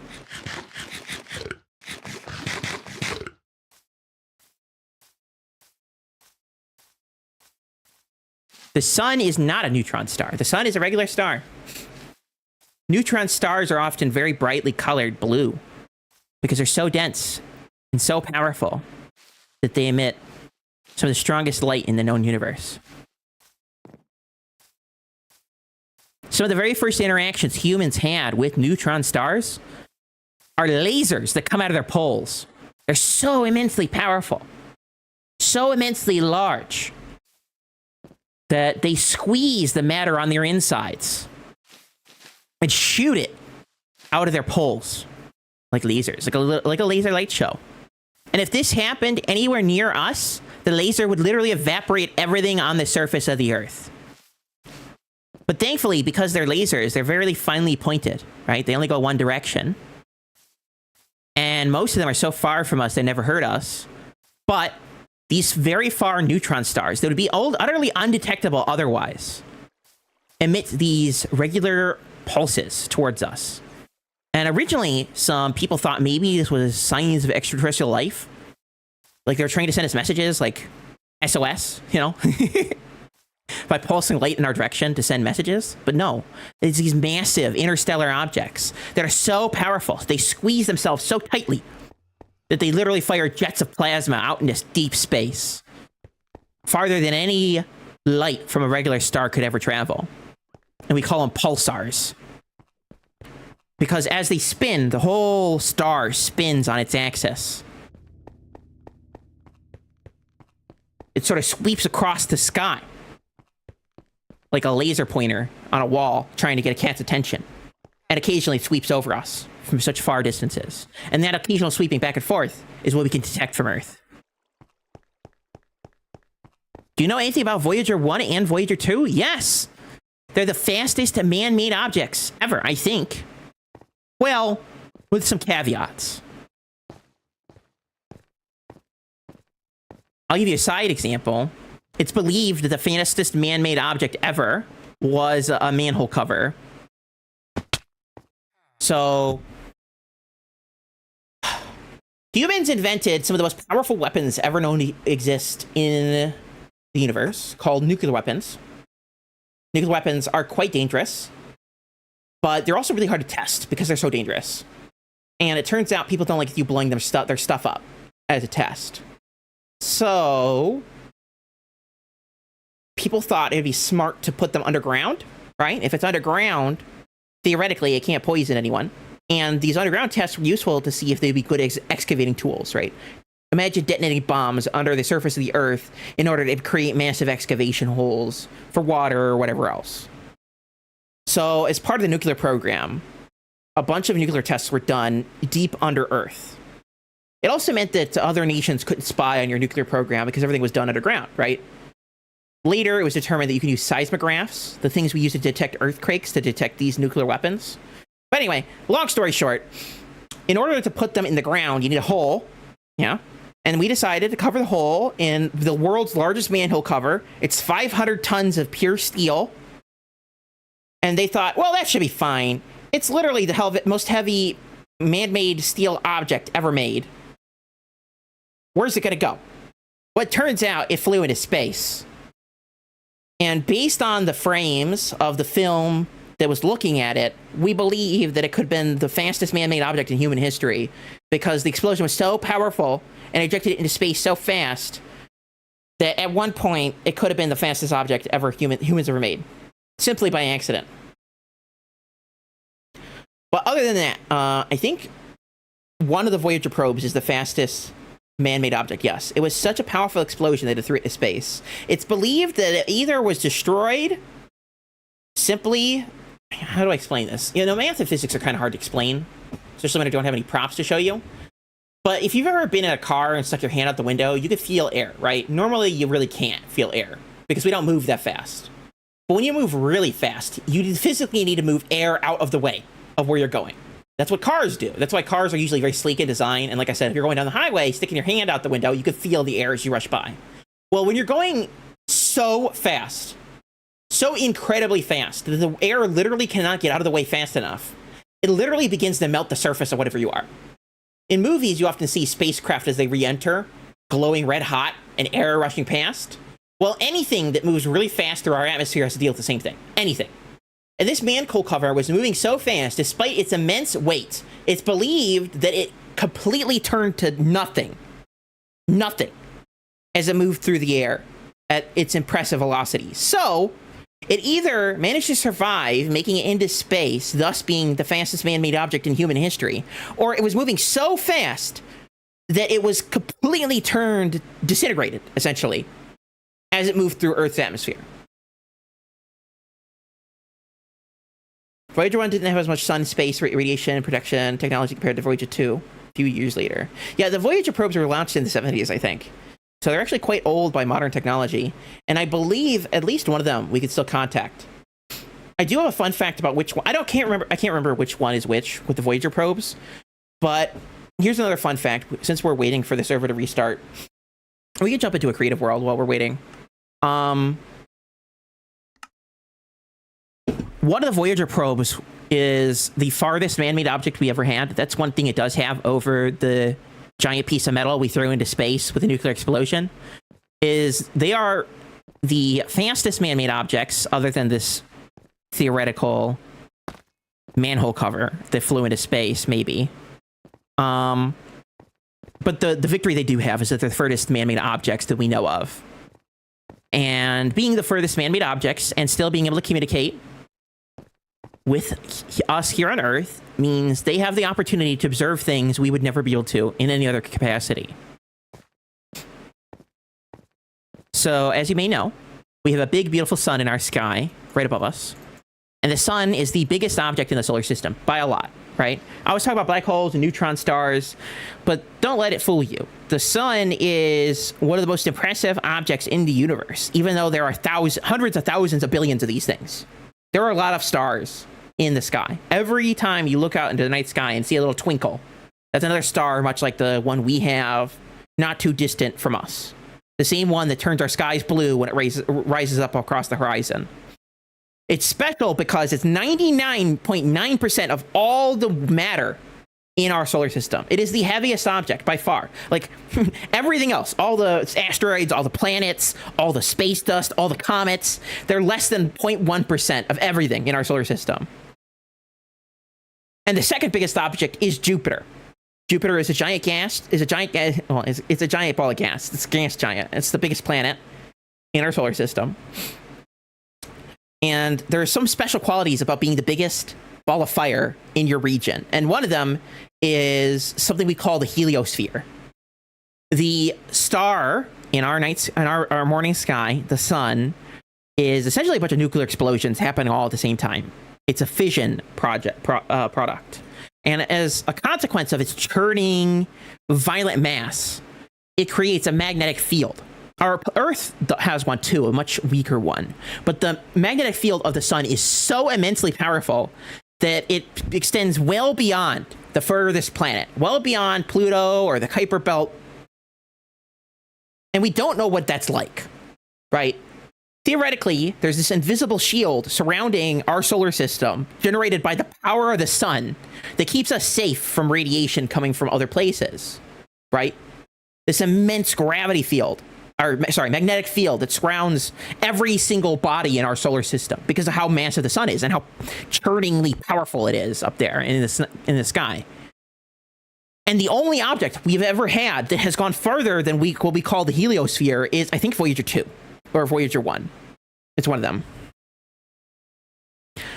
And those objects are the only ones that we've been able to use to measure this heliosphere and to see what it's like when you cross that boundary, right? A few years ago, a paper came out describing this very transition, right? It's not something we talk about very often because no object we have ever built, except for one of these probes, is beyond this point, right? Nothing is even close to this point. So talking about it, even theoretically, is really hard because we have no way of observing it. We live our whole lives inside of this sphere, and it's invisible. It's a magnetic field. It's not like you can see it, right? So to have an object pass it, to go beyond that field, was a big deal. And what they discovered is that the sun, it's so immensely powerful that it serves to shield us from all sorts of dangers coming from other stars and other objects in our galaxy and even beyond. The heliosphere and other protective shells like it around us, created by the sun, push harmful radiation away from us and other harmful objects away to keep us safe. It's remarkable. It's utterly remarkable. Even Jupiter, being much smaller than the sun, serves to protect us because it's outside of our orbit, right? Other objects that might collide with us or interfere in our orbit around the sun get swallowed up by Jupiter. Because Jupiter, in the same way the sun is so immensely massive than literally everything else in the solar system, Jupiter is more immensely massive than literally everything else in our solar system other than the sun. It's so powerful that as other objects fly into our solar system, like comets and things like that, they often get trapped in Jupiter's gravity or deflected. Gravity is really fun because you think it pulls things towards you, and it really does. But if you're going too fast, instead of getting pulled into something, you sort of get dragged by it, right? Like, think of someone wading through water and those ripples going around you as you walk through water, right? It's a lot like that with gravity. Gravity tends to grab and drag things around. And in that way, Jupiter often deflects dangerous objects that could be coming towards us, like meteors or asteroids or comets, even other moons, right? Things that are so massive that if they collided with Earth, they would literally kill everything on it. Get trapped in the gravity well of Jupiter. And in the same fashion, the sun does something similar, right? The sun, because of its immense gravity, can deflect things in odd ways to keep them from colliding with the planets. Yeah, Jupiter and Saturn rings are great examples. Like, if you ever look up a picture of Saturn, you often see its rings. And those rings are younger than sharks. Sharks have been around longer than the rings of Saturn. And that's because the rings of Saturn were a planet. Or a moon, I should say. Saturn is the second biggest object in our solar system. It's another gas giant like Jupiter. And its gravity is so immense that if you get too close to it, there's this thing called the Schwarzschild limit. If you get too close to it, it literally tears you apart. The gravity on one side of you is so immensely powerful compared to the gravity on the other, it just turns you to dust. The moon is so big compared to us that if it got too close, something similar would happen with the moon. It would be really, really close, like within our atmosphere. But if the moon got close enough, we would begin to tear the moon apart, and moon chunks would land on the surface of the Earth. You ever see like a clip of the moon just coming in and colliding with the Earth? It'd have to be moving pretty fast for that to happen. If it was moving as it orbits, the speed it orbits towards us, it wouldn't move fast enough for it to avoid being torn apart by our gravity. We begin to stretch it like an egg, and big chunks of it would land on the surface of the Earth. Good idea. Drink it some water. Jupiter is so massive, so immensely big, that the moons around it are squeezed and pulled and turned to the point where they actually have molten cores like Earth does. They wouldn't normally because they're so small. But because they move within a certain limit of the distance of Jupiter, not close enough for Jupiter to turn into dust, like what happened to Saturn's rings, but close enough that it squeezes it and mushes it around. It's similar to the tides here on Earth.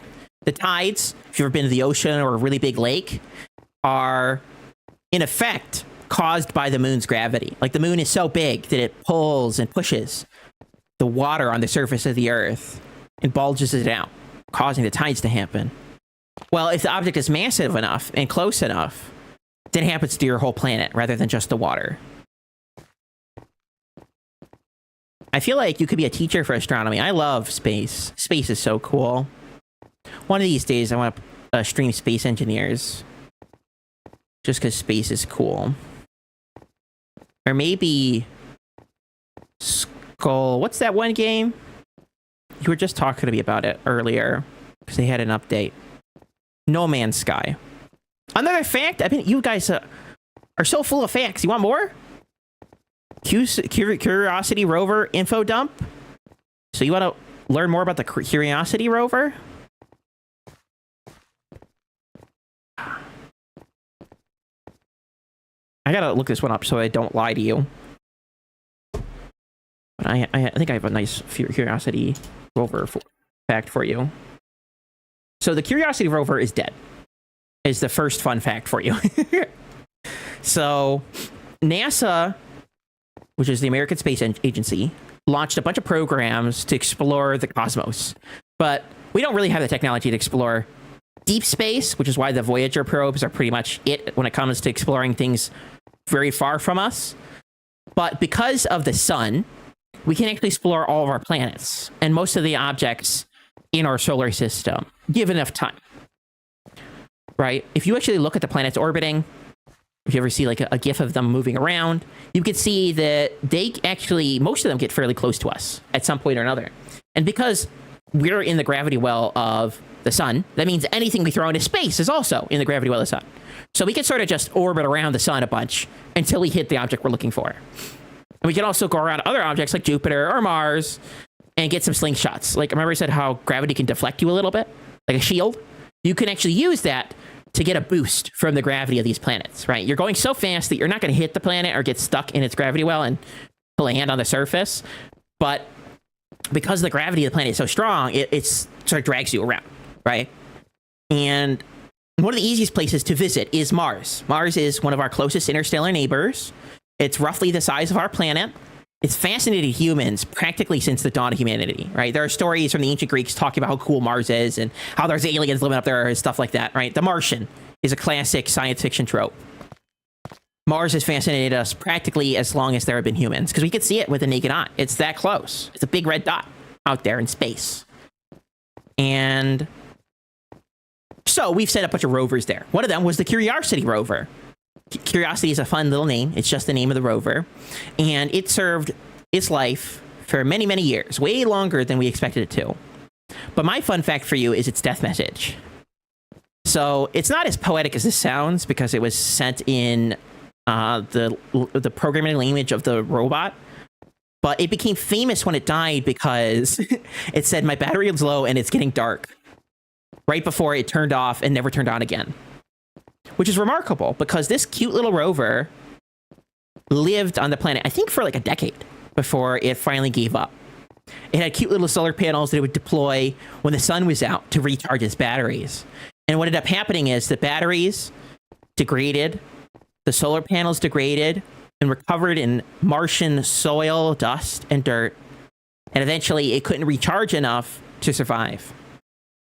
And a Martian storm, a dust storm, came along and obscured the sky for just long enough that the Mars rover, Curiosity, ran out of power and died.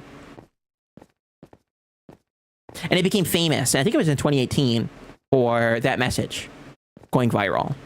That this cute little rover who had served us so faithfully, studying the surface of Mars for such a long time, said goodbye for the last time.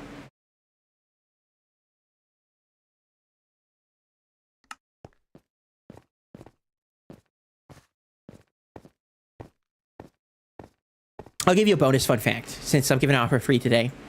The tallest mountain in the solar system, and the tallest mountain we know of in the universe, mostly because we can't look at other planets with such incredible detail, is on Mars. It's Olympus Mons.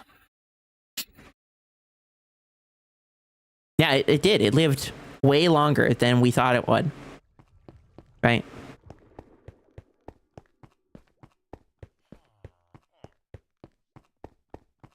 Yeah, go do some more drawings. I love fan art.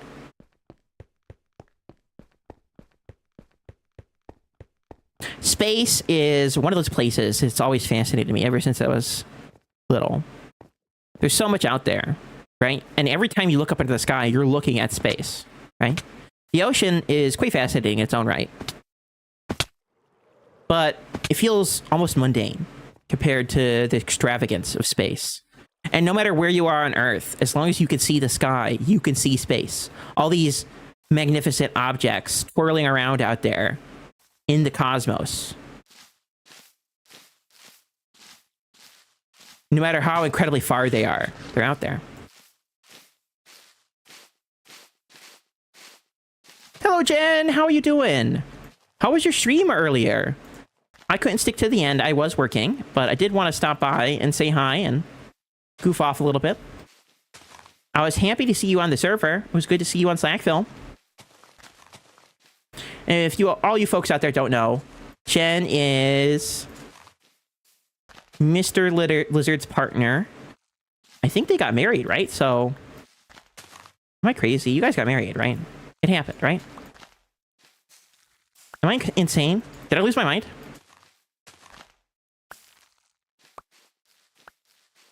Yeah, I thought so.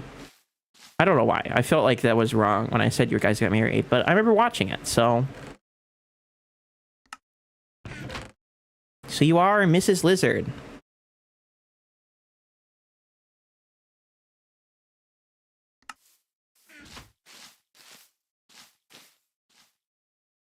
You should see our view in the morning. I live in a place where I cannot see the stars, and maybe that's one of the other reasons why I'm so fascinated by them.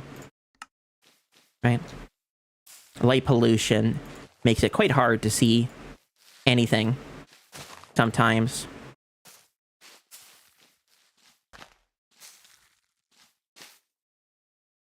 That's another fun fact I could give, I guess. I'm going to give them out for free today. A lot of them. There's this thing called light pollution, and it sounds like some sort of nonsense, but it's real, trust me. Light is funny. Even when you don't think it's there, it's there. And in big cities, or even small towns, they often have streetlights on at all times of the night. And houses will have lights on, people will be throwing lights into the air. Spotlights are everywhere. So what ends up happening is that light actually goes into our atmosphere, and despite the air looking like nothing is there at all, it reflects off the air itself and back down to the earth. It's the same reason why we can't see stars during the day when the sun's out. The light itself pollutes the sky. It's so much brighter than any of those objects in space that it looks like there's no stars there at all. And a side fun fact is if you actually are in the United Kingdom, for example, and you go further north, or really anywhere in the UK, I think anywhere in the UK is further north than anywhere in the continental United States. Anywhere in the United Kingdom, you see less stars, even in the most darkest, least light polluted areas, than anywhere in the continental United States, because the sun doesn't dip far enough below the horizon. So this night sky is actually brighter in the United Kingdom than it is in probably most places that you would think of, right? And that's just because they're so far north. The United Kingdom is in a really unique spot, despite being far north, that it's rather warm there. And that's because of the currents in the Atlantic Ocean taking warm weather there. That makes most of Europe warm. But it's actually really, really far north. Way farther north than you might expect. And because of that, when the sun dips below the horizon, you don't get full nighttime. The sky is actually a little bit brighter than it is elsewhere. So you don't actually see, even in pitch black, the same amount of stars you would elsewhere. So, but like if you live somewhere in rural Kentucky or somewhere in the rural Midwest, you're going to see lots of stars in the sky. The sun will dip deep below the horizon. You'll get a nice, deep, dark, deep sky. And as long as you're not in a town with lots of lights, or in a big city, or along the coast where there's usually lots of lights anyway, you'll see lots of stars in the sky. My side fun fact about that is that in, what was it, the early 2000s, there was a blackout in the whole eastern seaboard, and that included New York City. And passing the time, play for 100 days. Wow. And this power outage was so severe that people had no power for days, even in major metropolitan areas like the city of New York, right? And the city of New York is one of the most populous places on Earth. There are more populous places, don't get me wrong, but there are more people that live on the island of Manhattan, the cute little island you often think of when you think of New York City, than North and South Dakota combined, right? Which are two different states in the United States. There's a lot of people who live there. Most of them have lived their whole lives there. That's how it ends up happening. And because New York is so densely populated, the light pollution there is particularly harsh. You can't actually see almost any stars at all in the night sky. But because the power went out for a very long period of time, it meant you could actually see the stars in the city of New York for the first time in decades. Probably over a century. And people started freaking out. They were calling 911 saying there were monsters in the sky, UFOs, we're being invaded. And it's simply because they had never seen stars in their whole lives. Right? It really puts into perspective how different people's lives can be, you know? I was talking to someone who had never seen never seen snow before, and I'm like, I cannot imagine never seeing snow before. Right? Growing up, we have snow that would be taller than houses, right? A snow day would have to be so severe that you literally could not leave your home for you not to have an excuse not to go to school, right? And to imagine a place where it never snows, or people who have never ever seen snow at all, it's wild to me. And I was thinking about it, and I was like, I've never seen a real cactus before. My mother had a potted cactus, but it died when I was little. I've never really seen a cactus before. Right?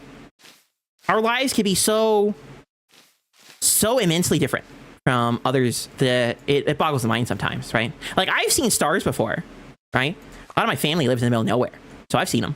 I don't see them on a regular, but I've seen it before. But to imagine living your whole life not knowing what the weird bright lights in the sky are, or complaining that there are too many planes above you because that's the only lights you get in the sky is the blinking lights on the side of a plane is unbelievable to me. Is that how alien stuff happens? Sometimes, yeah. Personally, I don't think aliens have ever visited Earth, right? It's very likely they do exist. The cosmos is so massive that it's likely they're out there somewhere. Visiting Earth? No, probably not. They're not probing anyone. They're not taking anyone above their alien spaceships. They're not floating above your house at night, scanning your home. We're not that important. But yes, it's often the case that the blinking lights in the sky are something man-made, or people seeing stars for the first time is a really good example of people mistaking these lights in the sky for some strange monster because they seem way closer than they are. If you had no idea what stars were or how big the universe is, ancient humans thought those stars, those little twinkly lights, were way closer than they are, right? Even in the 1930s, we thought these things were like, I don't know, it's hard to describe the distances to someone who doesn't know, but they thought they were essentially in our backyard. Like, actual professional scientists are like, they're not that far away, right? They're not really that far. It wasn't until, like, the late 1930s, when telescopes got better and better, that we started to go, wow, these things are not that close. They're unfathomably far away. Unfathomably far away. And yet we can still see them, right? And that wasn't a proper scientific consensus for a long time, just because it's really hard to determine how these faint lights really are, right? So if you don't know what they are, and if you've never seen it before, they seem way closer than they are. Some of those lights, though, you're seeing would take light, the fastest thing in the universe, millions of years to get here. Some of those things you're looking at in the sky could have been gone a million years ago, and we wouldn't know. To put it in perspective, it takes 8 minutes, 8 whole minutes, for the light of the sun to reach us. The sun could be gone for 8 minutes, and we would never know. Until it just blinked out of existence 8 minutes later. Light may be the fastest thing in the universe, but it has to physically travel to get there, right? Space is so massive, we measure distances in not miles or kilometers or hundreds of millions of miles. We measure them in light years. The time it takes light to travel a year is distance in space. And some of these things are millions of light years away. Billions of light years for a very few of them. Some of them are whole galaxies rendered as a single point on the night sky, just because they're so bright and so far away, we can't discern anything else from them. Some of them are black holes consuming their neighbors with such ferocity, such violence, that they glow brighter than their whole host galaxy. They're so bright that we can't even determine any of the stars around them. All we see is the black hole grinding things down with such immense energy that they glow brighter than red hot. Others are those neutron stars I mentioned earlier, such powerfully, immensely massive objects, the second biggest objects in the universe behind black holes, that they squeeze themselves so tightly. They fire lasers. They can so brightly shine that without them, we wouldn't even know there was a galaxy there. That's how bright they are, right? So bright and so powerful that without them, it's like there wasn't even a galaxy there, right? Others are single stars in our galaxy, right? That's a majority of those lights you see, if you could see them, are singular stars in our galaxy. But even then, many of those stars are too dim, not bright enough to be seen with the naked eye, right? With a telescope, you can make out much more. With the fancy telescopes that proper astronomers use, you can make out many more. But they have to be bright enough to be seen, right? But even the brightest object in the night sky, these little dots that we see above us, are not as bright as the sun because the sun is closer. Even though some of them are way bigger than the sun, way more bright, if you were close enough, they're just too far away. So when the sun rises above the horizon, it's like turning on a lamp and trying to find a candle, right? Or turning on all the lights in your house and trying to find the light of a single candle. If you turn all the lights out, you could see it. But without it, it becomes very difficult. And to the naked eye, you can't at all. And that's exactly what happens to light pollution. As the light from our cities is emitted into our atmosphere, it bounces back at us. And it makes the night sky a little bit brighter. Almost not discernible enough to see, right? But bright enough that these faint glowing objects in deep space are completely outshone by the very cities we created. I only have to travel for about 3 hours to see a true night sky. I think I could travel for about 30 minutes and see a true night sky. But then again, that's partially because the United States is so absolutely massive and has a very interconnected road network. It's not that hard to travel, even great distances in a short amount of time.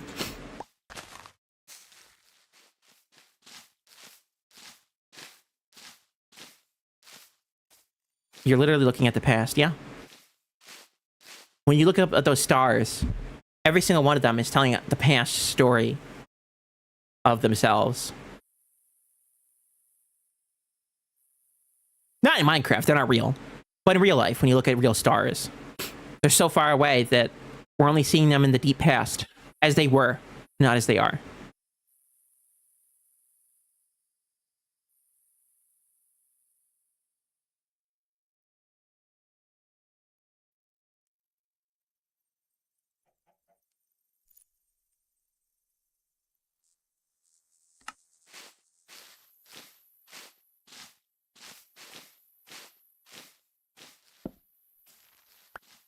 How you doing today, Rosa? You know, I did show some of your art earlier. I know you haven't made any fan art for me in particular in a while, but I showed off with a fan art channel, and your art was in there. In reality, Minecraft has no light pollution. Oh! Most of our light sources wouldn't be bright enough. Maybe the redstone lamps, theoretically. But it'd be kind of funny if they ever tried to program something like that in-game. Like, the more lights you have, the less stars you see. Actually, if you look, one of the ways you know if there is light pollution is not just because there's no stars, but if you like take a picture of the night sky with a proper camera, most of your phone cameras will do light balancing and it'll be hard to see.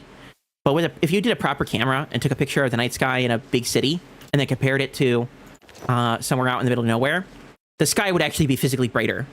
And it's the same thing in the United Kingdom. If you look at the night sky in the United Kingdom, it is literally brighter than the night sky in most other places, because they're so far north. They're so far north that the sun doesn't have enough oomph to dip below the horizon, right? To create darkness, true darkness. It's still dark, don't get me wrong, it's plenty dark. It's not like the sun's out and you could see everything. The difference isn't that stark, I should say. But it's just big enough that night sky looks different than in many other places on the globe.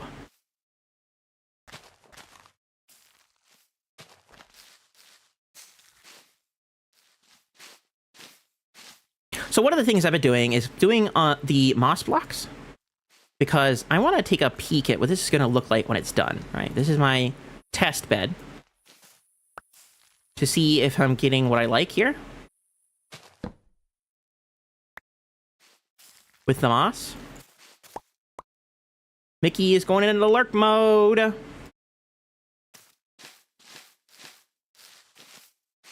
Let's make sure we have this lit. I don't want any accidents to happen. Oh, did I put away my torches.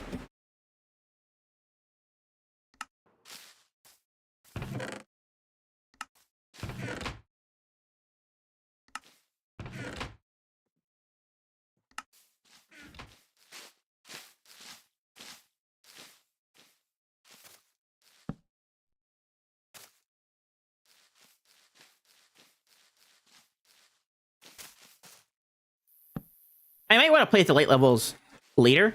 I did talk to Hygiene about it. Redstone torches might work. Mushrooms might work. There are a couple of low light blocks that we could place around here to give us a nice and spooky atmosphere, you know? We were talking about light pollution, so maybe we're trying to preserve our beautiful night sky by lowering the light level around here. But I think making it a little darker should make the colors more muted at night and make it even spookier. At least that's my hope. And now we can sort of get a feel of what this whole area is going to be like once it's done. I do want to add more of these flowers around here. Maybe some other plants. There is, I think, a white tulip, right? And that might look good around here. And the firefly bushes, adding a couple more, might add a little pizzazz to this area. And the saplings. Pale oak saplings won't grow by themselves because they need a 2x2. They're like dark oak trees. So we can do something like that. And finally, I want to add some other decorations. A pathway up to the front door. Add some more trees. I want to add some bushes, right? We can use the leaves on these trees and place them on the ground to clutter their area up. And with all that combined, I think we can create a spooky front garden here. Outlined by something like this. To give us a fence around the property. No spooky house is complete without a spooky fence. I'm running out of food.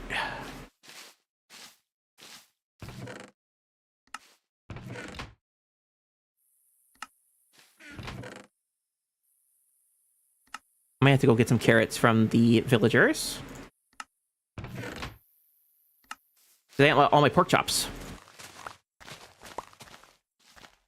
I'm getting sleepy, but I can't go to bed till I take anxiety meds. What do you gotta take those?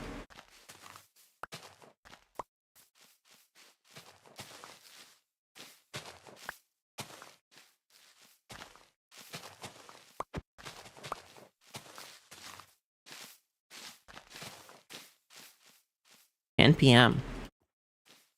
Well, that's coming along not too shortly.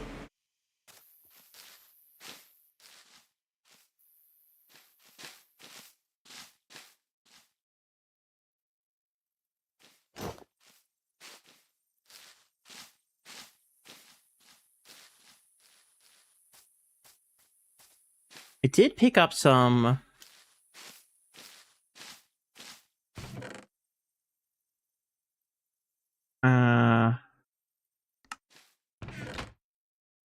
black glass panes, I think. Yeah, just a few.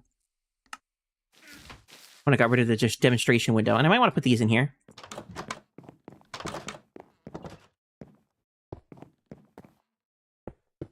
Oops.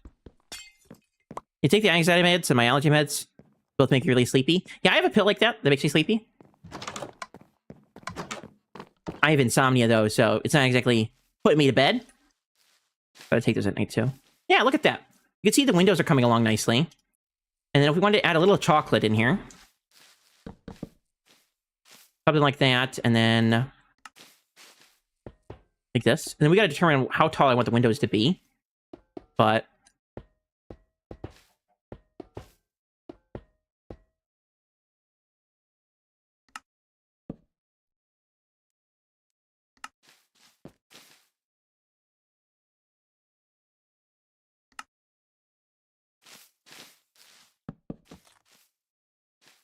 I might want stairs actually here.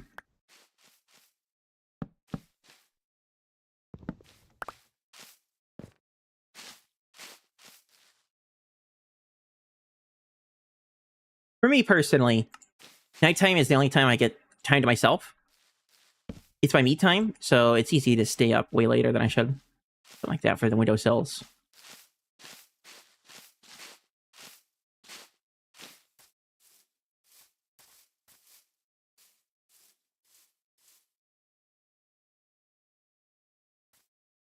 I could add a windowsill to this, the bay window.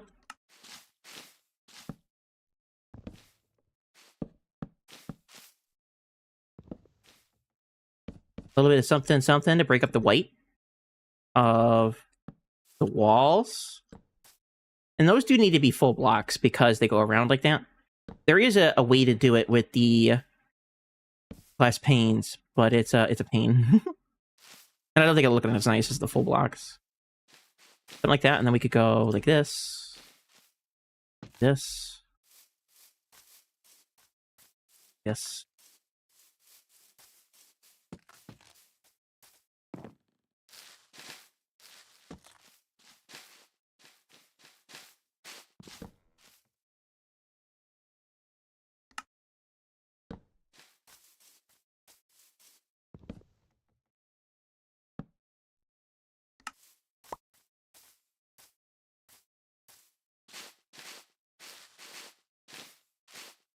And how does that look? What did I miss? Me talking about space. There's all the fun facts about space. You probably would have liked that.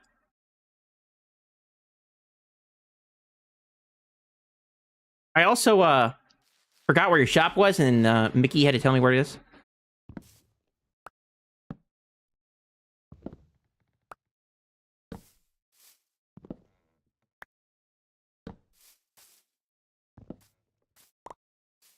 Space and Voyager, yeah.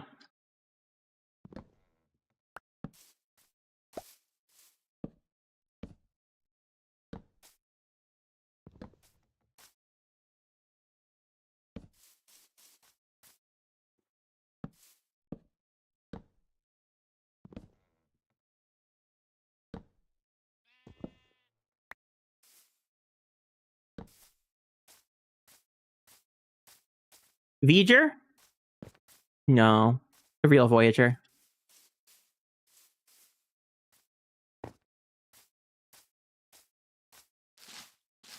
Now, I do plan on making these windows pretty tall, but I could make the bay windows a little shorter to have different roof levels.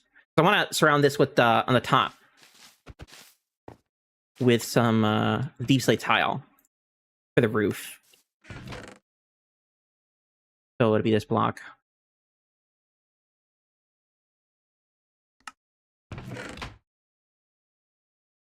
And I need more black ink. Let's go squid stabbing.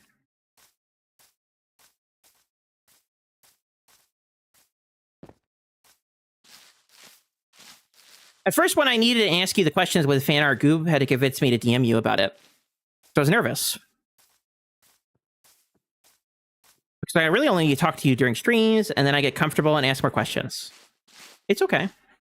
You can ask me questions. I don't always have an answer, but I'll try to give what I can.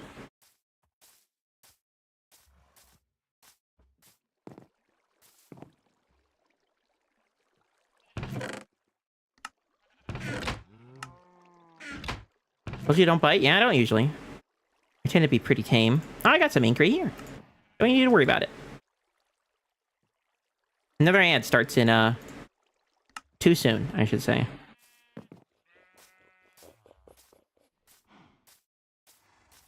Unless you're made of cheese, I don't bite. I accidentally froze my pizza I ordered the other day, and I'm like, is it going to come out okay when I try to defrost it in the microwave?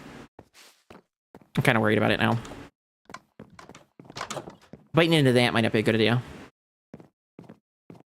I'm used to people not responding to my questions. Well, some people are pretty busy. Some people are kind of rude. It just depends on how it is. Sometimes I get nervous because I don't know what people are going to ask. But I've streamed so much that I'm kind of used to most things.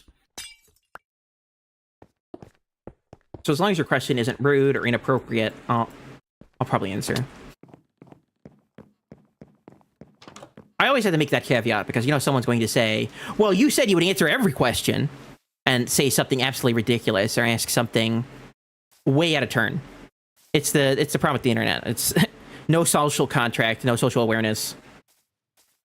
And then you have the people who like to cause trouble as much as possible. Ooh, I'm starting to really like that. That's looking really good. The little pop of color with the dark chocolate, I think, is a genius choice, if I do say so myself. If I'm not going to call my own ideas genius, then nobody else is. I might as well try.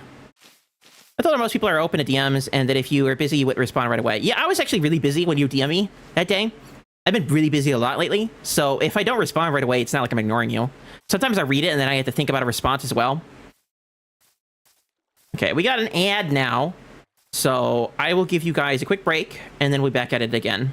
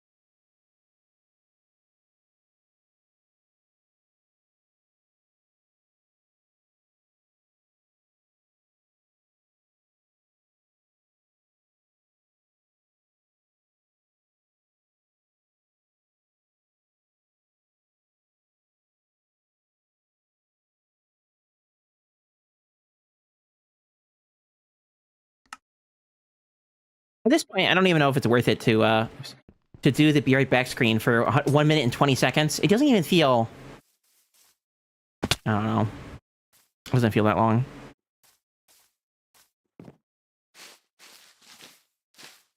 That was another thing. I didn't know how busy you would be when I would ask, so I put it off till I couldn't. You don't need to put it off. Just ask.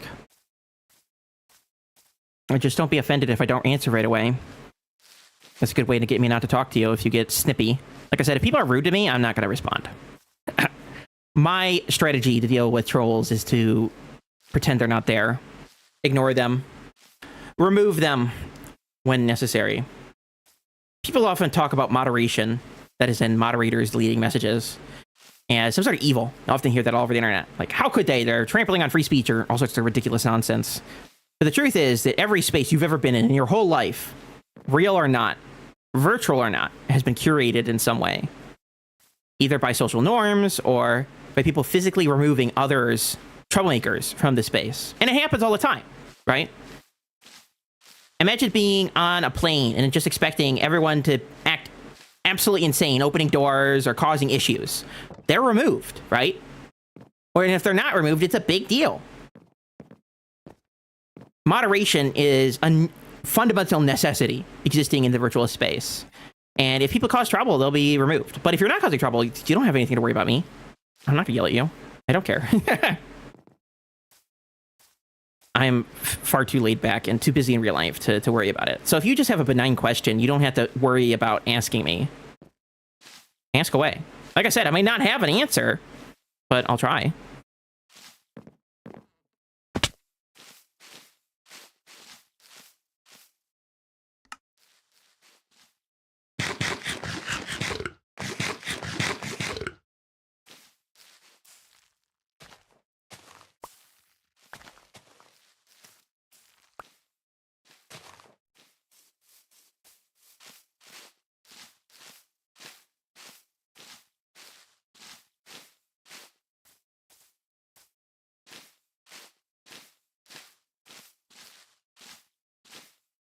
I think I want to change these out for the stairs now and see how that looks. I'm still not certain I want to have the stairs here, like this. I think it helps to connect these two areas together. That is the pale oak above and our foundation below. But I don't know if I want to keep it. I'm still thinking. Wait, that's a good one. Who's that? This one's Walk On, I remember. Is it Neon? Yeah, it's Neon! I was right! Sometimes the Walk-On will strike a chord with me, but then I'm like, whose Walk-On is it? Whose Walk-On is it? It's the Neon Traveler! Are you still traveling these days? Still traveling for work? Neon's got 7,000 cheese. You get a lot of people who come in and are super nervous to message. Yeah, it happens. Sometimes I'm nervous to message people, especially when it's a serious topic. And I've been doing this for years, so... But you get more comfortable with it. Same thing with voice chat. It's intimidating to sit in a voice chat with lots of people. But if you do it often enough, it'll become almost second nature. I want to move these chests. These chests. Because I feel like they're kind of in the way now. My house got too big and my chest got too close. Hello, Chewy. How you doing? I need more stuff and things. I think I want bamboo. Feels like a waste to make it out of my fancy pretty wood. Even though we have unlimited fancy pretty wood. The temptation is always to make chests out of bamboo. And we can make one singular chest out of bamboo. No, not the chocolate. Definitely not using a chocolate to make a chest. Until they add chocolate chests to the game, I'm not using my chocolate to make a chest. Imagine Darko's chests, though, guys. Imagine the beauty that could be had with different colors of chests. I'm gonna put this in this corner and then forget about it and get upset when I notice it's there later. I do light this area up. A little dork over here. Like that, and like that. I want to keep some pale oak on me. Chest with iron straps? Yeah, think about the possibilities, guys. We're really snoozing here on the chest possibilities. Technically, you know, the chests are like... Exactly. Exactly! Exactly!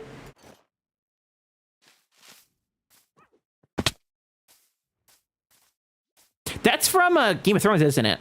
That's the old lady Tyrell, Oriel Tyrell or whatever. She said that, doesn't she? Let's go get some bamboo. I don't want to be bamboozled any longer. Cheese sandwich? What about the classic? Ouch. Ouch. I think it's from Game of Thrones. I didn't know where it was at first either, but just listening to it now, it's that lady. I remember her voice, and I think I remember that scene. I used to eat cheese sandwiches all the time when I was younger.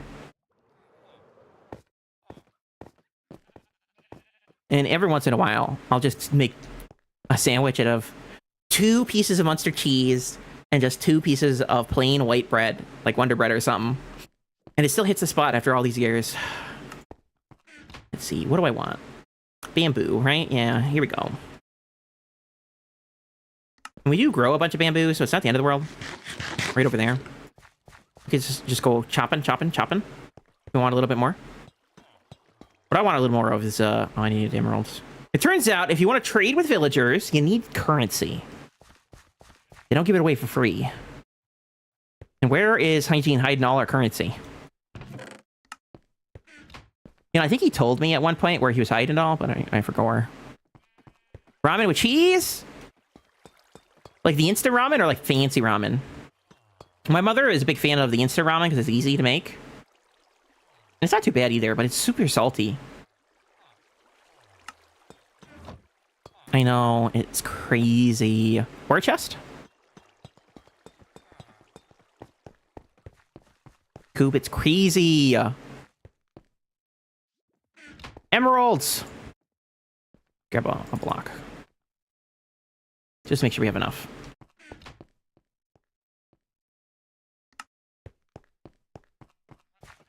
Chest with the emerald ore?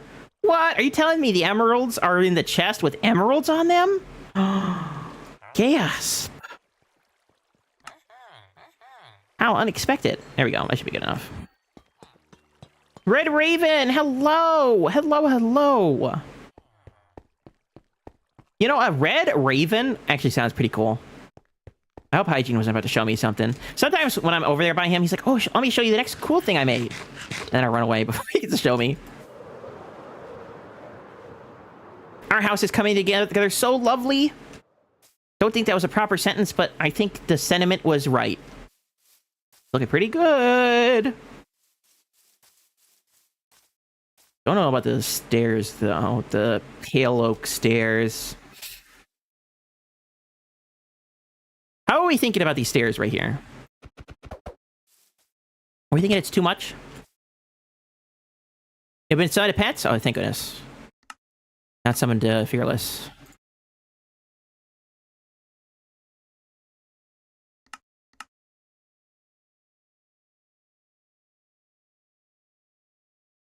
Cheese of the day! Is it time? Is it time for cheese? I think we can always make some time for cheese.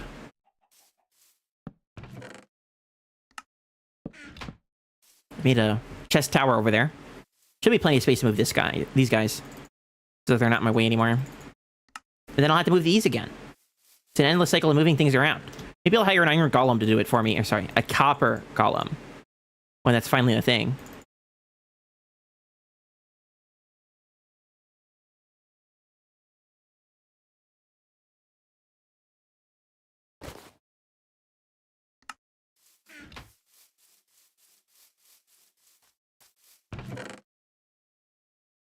Hello, Cole, or Cool?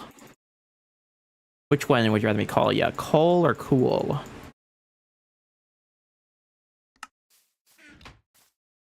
I think we're about to see what the cheese of the day is.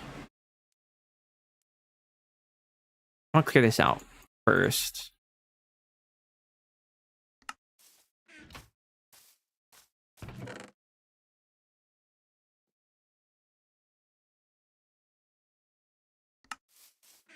One chest cleaned. It gives a nice accent to the building. I think it does. I think it does. We might keep the stairs. Wonder if they updated it. Updated what? Welcome on in to the Fearless family. Thank you for the follow. Hope you're doing well today on this wonderful Tuesday. A lot of people say it's like a Taco Tuesday, but we all know the truth here in the Fearless fam squad. We know it's Cheesy Tuesday. I got diamonds. Why do I have diamonds in this chest? I haven't had those Minecraft sounds in over a year. It brings back memories. Well, I'm staying on target. My target is just to keep these, though. I don't want to put those anywhere silly.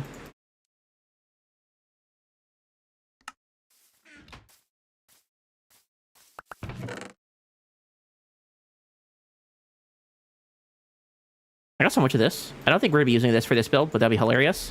Should I put a bunch of fire in my house? What do you guys think? My wood house? Fire? Sounds like a winning combination to me, if I'm being honest. What could go wrong? The taco is only a vessel for cheese and the guac. Exactly. Exactly. Almost every taco you will ever make has cheese on it. Yeah? Yeah? It kind of sounds like that Tuesday is the cheese day, not the taco day. The tacos are merely warming the seat for our beloved cheese.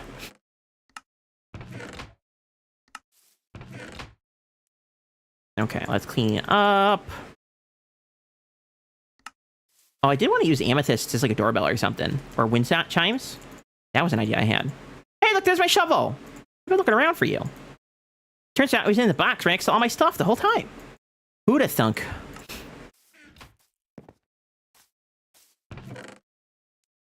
When it would burn the building down? Yeah, sometimes beauty really does only last but a moment.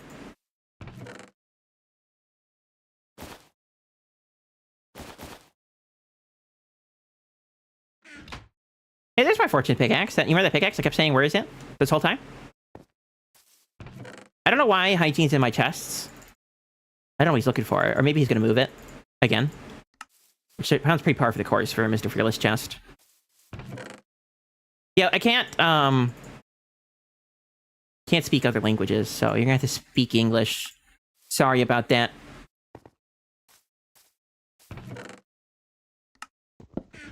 There we go. Chest's out of the way now. And these guys are easy to move. Oh, we do have the white tulips in here.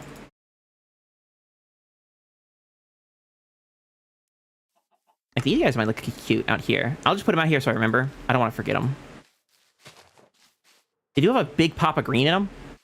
And that is a little jarring against the moss. I wish they would have changed color naturally. But you can't always have what you want. It means I love cheese! I'm glad you love cheese. You're among friends here if you love cheese. I'm hoping that's really what you said and it wasn't something inappropriate that's bannable. Okay, let's drop these things in here. And let's go to cheese.com. Do you know anything about Terraria? I don't play Terraria. But one thing I can tell you about Terraria is on the main menu, Terraria will say, play Minecraft. And back in the day, Minecraft would say sometimes, as the splash text, play Terraria. I don't know if they have it there anymore. And my splash texts are custom anyway. But an apple a day, that pulsating yellow text is the splash text on the main screen. That's what's called in Minecraft anyway. It used to say play Terraria. Terraria is like Minecraft, but if it had a progression system. Minecraft is much more of a sandbox game than Terraria is. Okay. Are you guys ready for cheese.com? For the cheese of the day? I know you're all ready. I gotta get my voice very high-pitched to accentuate how excited I am for cheese.com.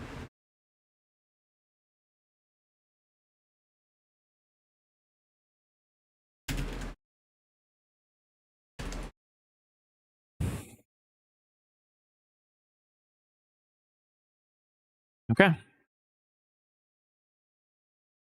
Here we go! Cheese cam!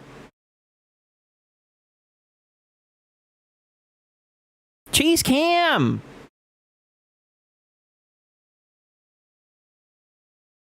As you can see here, our cheese cam is blinking red, showing we're live. We've got 4 out of 4 cheese bars, fully charged and ready to peruse a website that gives me lots of trouble. So I love this site. This is cheese.com. We visit this every time we do the cheese of the day. And at one point, they had a cheese of the day that would update regularly every single day. But for the last month, since March, you know, so that's 6 months now almost, they haven't updated this. And it's been Reginatino, Reginatio? I don't know. This cheese for months. So although they're not giving us the cheese of the day, we are going to find our own cheese of the day because there are still 2,046 cheeses listed here. I mean, look at this. I love this site, but I wish they would update it. I've asked them a couple times now. We are in the cheese gang. We are! Cheese gang for life. Look at all these beautiful cheeses. Got some shredded cheeses here. Got some sliced cheeses here. You got some spicy cheeses, right? This has got some spices in it here. Got a beautiful white cheese. Tomatoes and bread. I love this kind of bread. This, like, Italian bread is what we call it here in the United States. It's just regular bread, though. It's good. Really good. And this place does have 2,046 cheeses. So of these cheeses, we're going to pick a random cheese as our cheese of the day. The website will not stop us. We will find our cheese. So let's generate a random cheese of today. And it's this cheese. Cheese 1560. They really are letting that cheese age. It's a fully formed cheese at this point. So did you know that Lactosis lactis is a key lactic bacterium used in the production of a variety of cheeses? I'll actually let you know that this cheese is going extinct. Well, the cheeses that make this particular bacteria are going extinct. It's being outcompeted by other bacteria. It's hard to keep them alive. But anyway, if we go down here, we can actually peruse any cheese we want. So we got Gouda, Brie, American cheese, right? Perico Romano, cheddar, Camembert, Parmesan. I love Parmesan. Babel. So if you ever wonder what my skin is, I'm probably a Babel cheese or something like that, you know? Nice red wax with a nice creamy cheese filling. Feta, which is a Greek cheese. So any one of these cheeses could be one of the cheeses we're looking for. But we're actually going to go to, what was it? Oh, it's 1,500. This is a really big number, so this is a bit hard to think about. So 1,500. So if we're sorting it by 100, it would be the 15th page, right? And it would be the 60th cheese on that page. Okay. Let's go to page 15. Cheese! I love margarita with extra cheese, and I love mac and cheese with extra cheese. Oh, I love mac and cheese. Mac and cheese is so good. My mother makes this wonderful mac and cheese. This nice, ooey, gooey, delicious cheese. She likes to use a white cheddar, so it looks super pretty. Okay, we're here. And then 60 divided by 4. Actually, we could think of it backwards. It's 40, right? So it's the 40th cheese from this direction. That's 10. 1, 2, 3, 4, 5, 6, 7, 8, 9, 10. So I think it's this cheese right here. It's a type of cheddar, an ale cheddar. Morimoto Soba Ale Cheddar. It's a cow's milk cheese from the United States. So it's a cheese where I'm from. It's from Oregon, which is one of the states on the West Coast. And it's part of the cheddar family. So cheddar is one of the most popular cheeses in the world. It's an English cheese. It's really, really good. And like cheddar, it's semi-hard. But in this case, it's artesian, which means it's a fancy cheese. Really expensive, usually. And this one's creamy and crumbly. We might have to look up a picture of this guy. They don't have one here. Let's get a picture of this one before we start reading about it so you can actually see what it looks like.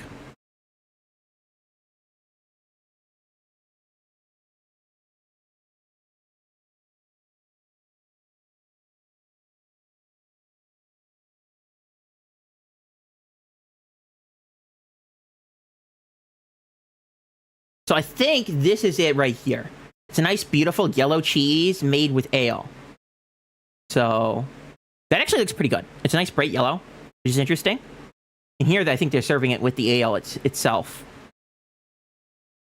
So this cheese is pale yellow, so that was the right cheese. It's a very pale yellow. And it's a collaboration between Rogue Creamery's classic hand-milled cheddar and Rogue Ale's Sobel Ale. So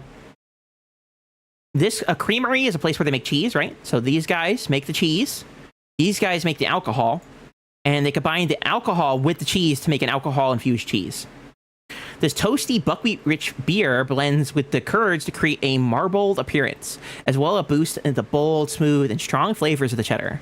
For pressing, the cheese is bathed in even more ale. The robust cheese is made from RBST-free pasteurized cow's milk and is aged for over 30 days. So this here is probably why it's artesian, right? Fancy cheeses are usually made with cow milk or other types of fancy milk from other animals that are usually fed a different diet, right? Regular milk, the stuff you might get at the grocery store, usually comes from a mass-produced place. So they make it on a massive scale, and that saves money, and so it's cheap.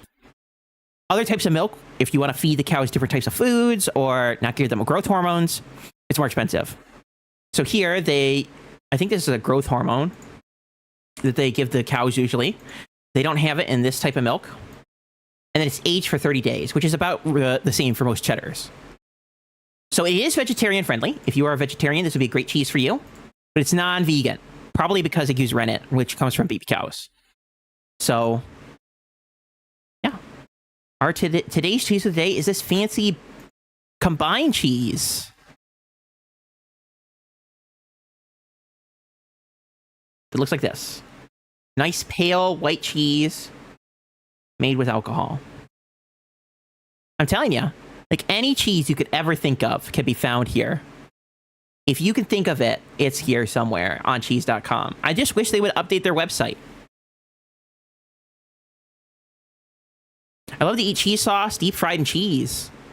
I did try some deep fried cheese once, and it was so good, right? They had like breadcrumbs on the outside, and it was like on a toothpick, right? So they deep fried it, and then you stuck a toothpick in it and serve it with little breadcrumbs on the outside. It was so good.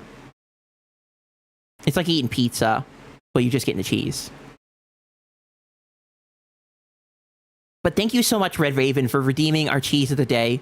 It's because of you we discovered this cheese that's making me very hungry today. Very, very hungry.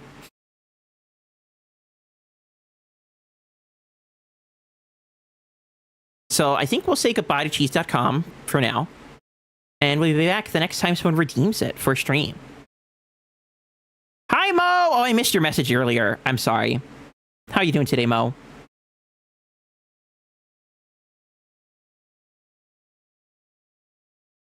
Want to crochet a cheese?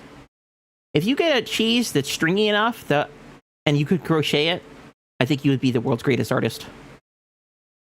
You'd probably need something like mozzarella. There are some really stringy cheeses. The satisfying cheese pull you get on a pizza when you pull it apart is all thanks usually to mozzarella. Or Munster. If they use Munster on it, Munster is a great pulling cheese. American Munster, anyway. I'm getting hungry here. I do have pizza. Like I said, it's frozen. I put it in the back of the refrigerator, right next to the thing that dispenses the cold. I don't know what it's called in the refrigerator. I know all these fancy words and all these terms, but I don't know what it's called in the refrigerator. The condenser, I think. But it made it frozen, so I had to defrost my pizza. Not quite in the freezer. It's next to the freezer. Right next to the thing that outputs the cold in the refrigerator. Like, if you got a freezer-refrigerator combo, usually the freezer's first, and then the air that comes from the freezer goes into the refrigerator. And that's how it maintains that temperature difference. But if you have it right next to that vent, it's freezer temperature, so it freezes. Right? Kid made me eat cake with her. What a terrible, terrible thing to happen to you. Eating cake, I really sympathize with you. You know, if you don't want to eat the rest of it, you can always send it my way. It is cheese. I'm a Babel cheese. I'm a little red wax cheese. Well, maybe not Babel. You know, Babel needs to sponsor me if they want me to be Babel. But, you know, I'm a cute little red wax cheese. Let me show you. You know, if I accidentally trip on a cheese grater, this is what I look like.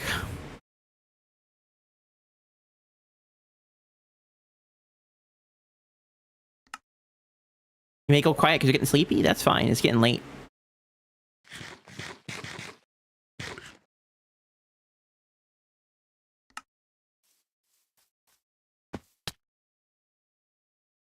I'll wear this skin for a little bit.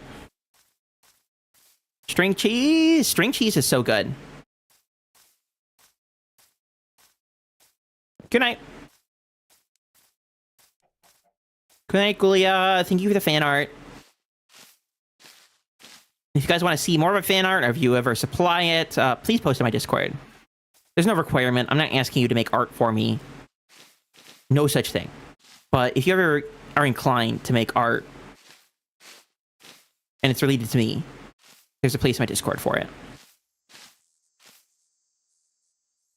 I've been getting art for years and years now, ever since I started streaming, and I'm always happy to see it. It's one of my favorite things about streaming, and being a content creator in general. My mouse cord is getting in the way, and it's causing me to not be able to click on my buttons on my stream deck, and now it's causing my camera to freak out.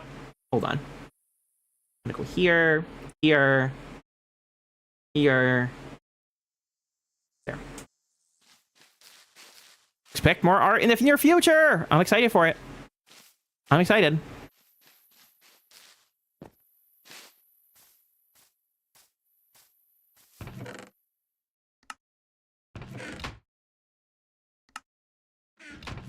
I wonder what Haichi was doing over here. Maybe he's dropping stuff off for me. I'm not sure.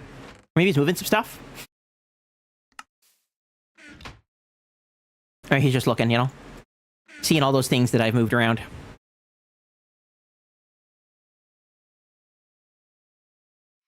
One thing I want to do is to test building some fences.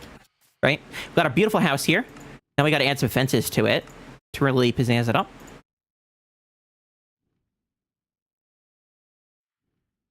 And what's the fence recipe is this, right? No.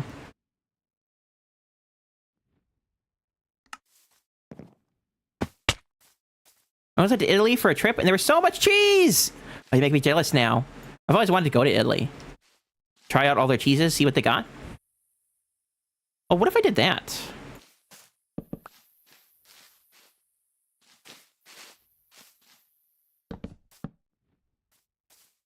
I was thinking of separating them like I did over here. Right, they're one block apart each. But over here, we could sort of do a lattice. I think that'd be really cool. What is that emoji? Toy cheese?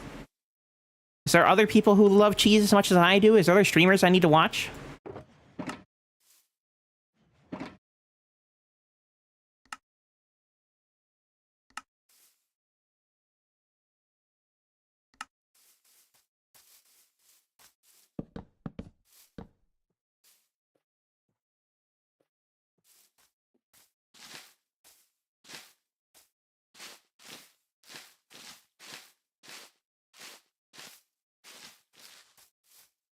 You guys make me hungry with all the cheese talk. You know exactly what to do to get me hungry. Not as much as you. Not sure that's possible. Maybe it is. Maybe there's someone out there who loves cheese as much as I do.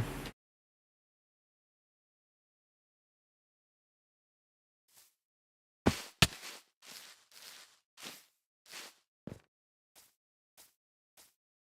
think I want to get rid of this tree.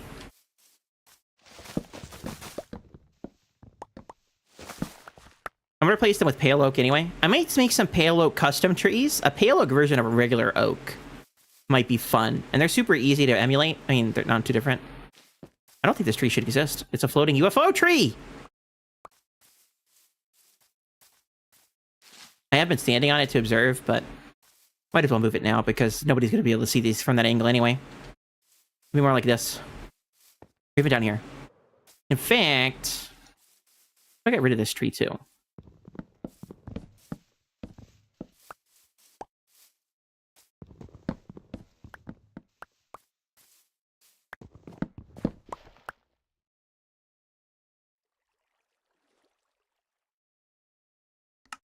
I just shared my Discord link. You don't need to share it again. It's true, though. I do have a Discord. And so does Slack. We are streaming on Slack server, so feel free to join that one too. You can find me there all the time, hanging out in voice chat. Well, maybe not all the time, but I'll be there. I say hi every morning. If you want me in particular, join my Discord. That's where you're going to get all the updates about me. If you want to see the other amazing streamers on our server, join Slacks.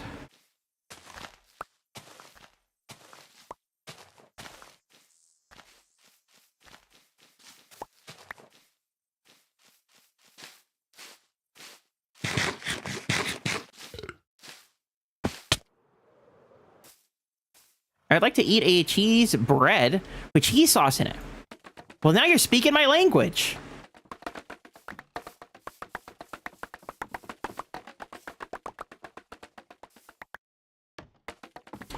The other month, it's been a while, maybe last year, my mother was like, you should try this cheese bread. It's really, really good. It's the kind you buy at the store that's frozen, so you gotta heat it yourself.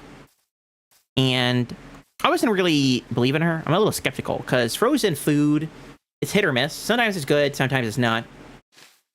So I ended up getting some and heating it up.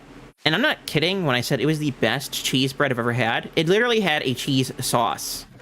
It was cheese bread, cheese sauce with cheese on top. It was the best cheesy bread I've ever had. It was better than many pizzas I've had.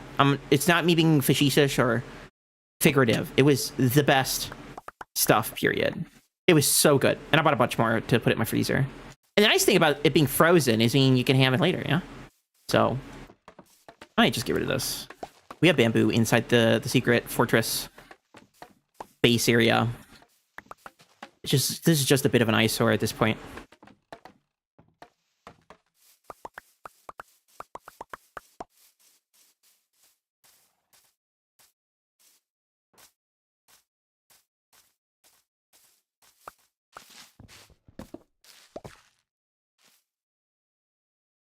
Inventory's full again.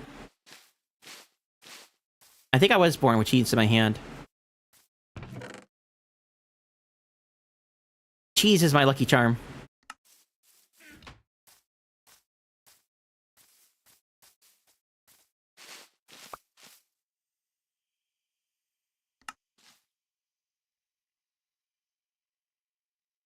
I was thinking about covering that up with carpet just to be done with it, but what I might do instead is just grab a moss block like this and dump more of this in here. Actually, I want to keep my food.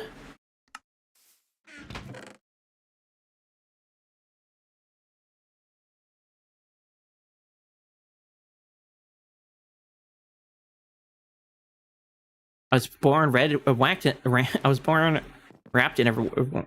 Goodness. Why is that so hard for me to say? Born wrapped in a red wax coating. Give me tongue twisters here, Hygiene. What are you doing?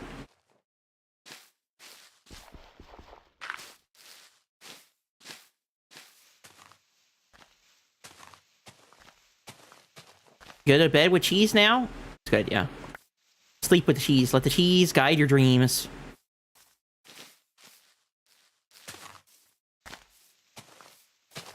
But thank you for the follow, and I hope to see you in the future in more streams.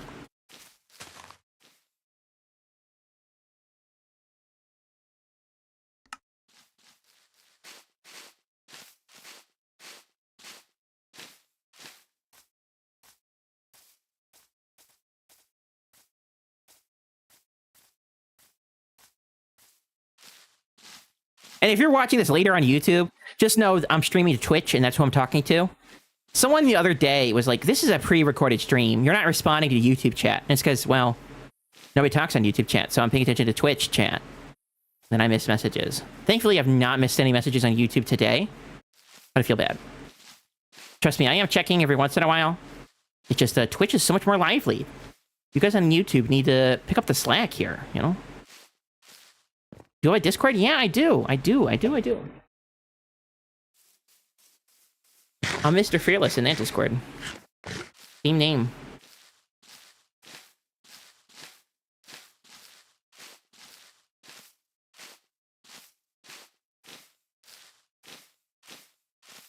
What are other gray blocks in the game? What kind of gray blocks could I add to my repertoire here for the ground coverings? The tulips might be a little too green, unless I want to add a little bit of green in certain spots. But I might want to try something else. I think they're too bright. Or maybe not. I haven't quite decided yet.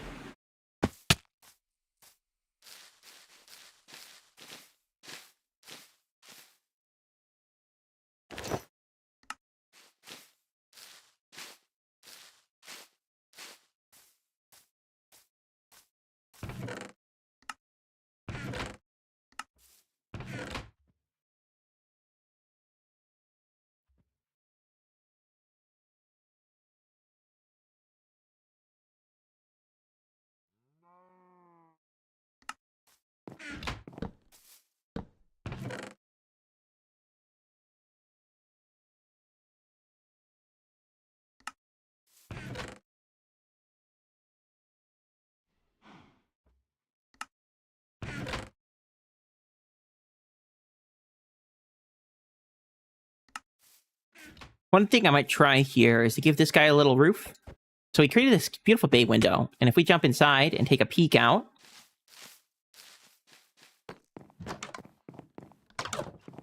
you can see this cute little nook I've built here that allows us to look around the house like this.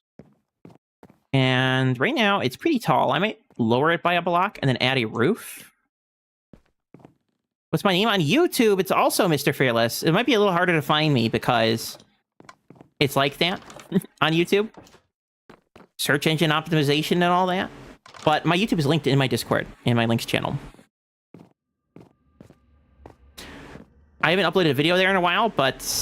No! Hygiene died in the murder basement! Oh. Please.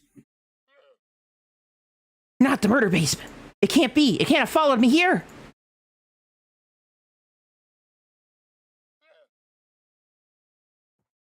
It's supposed to be the happy-go-lucky friendship basement, not the murder basement.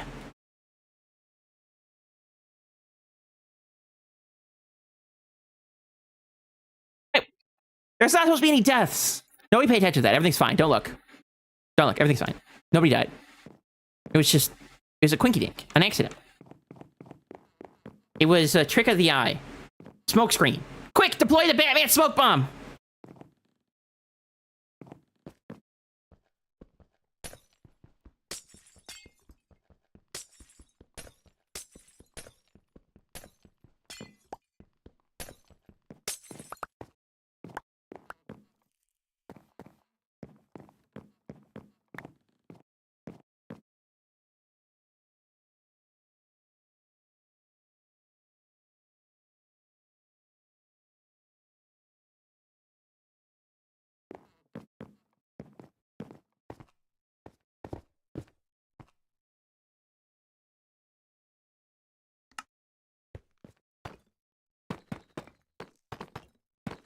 For the roof, I might want to try something like a little something like this.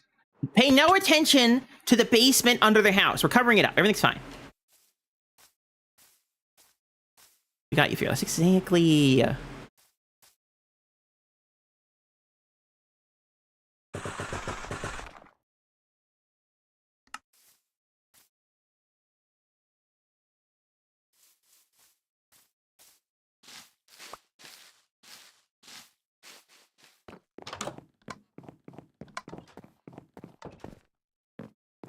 What's the worst that can happen? How do I get to the there without my stuff? You're never going to believe.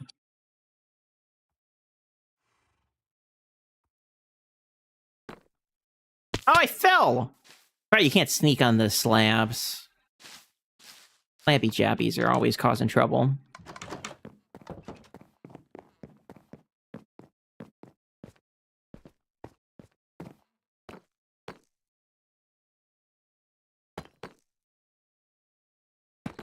It did it to me again! It's okay, I could do it. I can actually place these from here.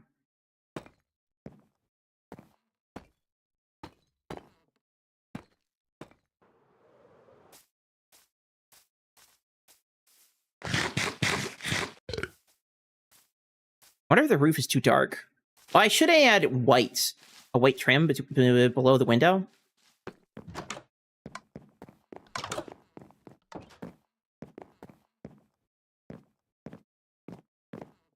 Yeah, let's try that. A little bit of pale oak.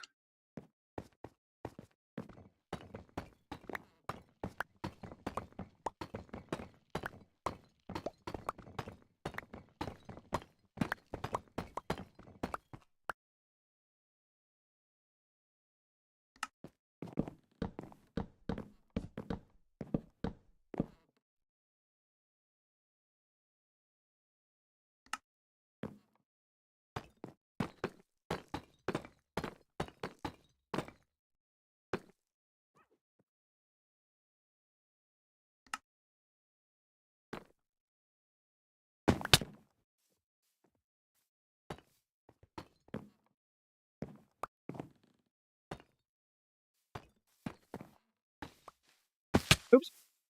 Oh, hi. Oh, thank you. Don't hide in the basement. No more basements, okay? Above ground only for you. Don't trust them. You're never going to believe it. I mean, why would we talk about basements? Nothing happened in the basement. So why would we be worried, you know? Yeah. Why would we be worried?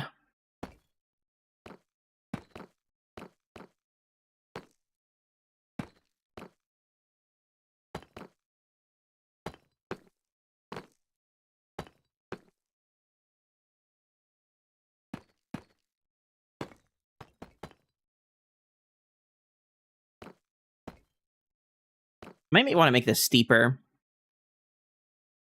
Because they're going to be seeing it from so low. If I do the slab slope, it's not really going to pop out that much. But something like that, I think, would be good. I might want to add some more dark oak above it. I've been sitting too long.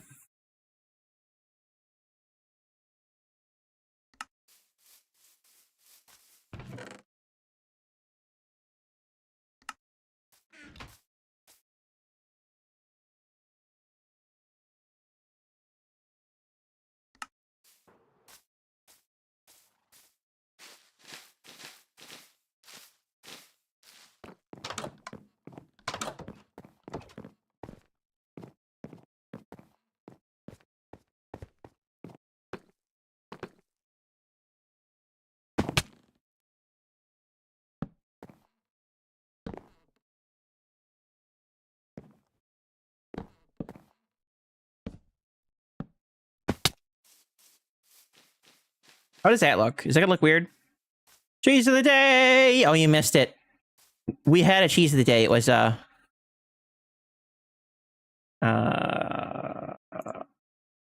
this. I think that's closed my game. No, I'm still in. Look at that. How you doing, Nitro? It's a beer cheese. Fancy.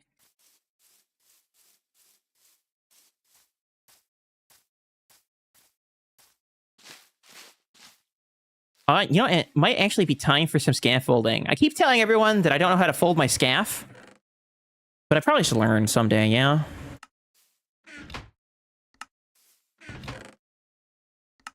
And maybe that someday is today. I can fold my scaff into some scaffolding. I mean, dirt? Yeah, it's like fancy dirt made of wood and string. It do be fancy like that, you know? And then when, oh, I didn't bring any stairs. See, that's what the scaffolding is for. We're holding the scaff. Get some more chocolate out. A little chocolate goes a long way.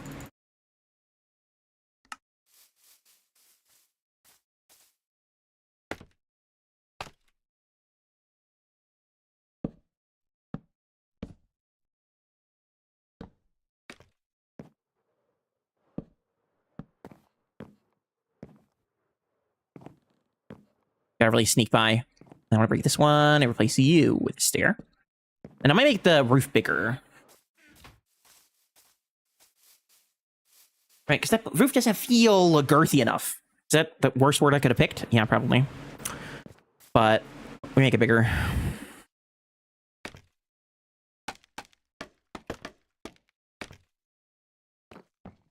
Is my hunger bar cheese? Or is it cheese pizza? I like to think it's pizza. But it might be just little pieces of Swiss. My pizza, however, has no red sauce on it, so...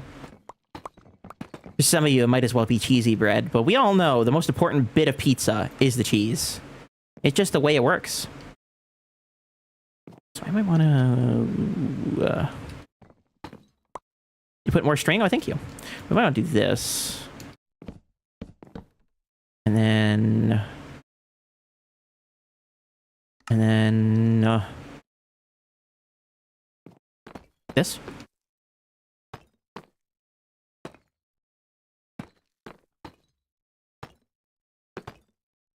This feels more reasonable.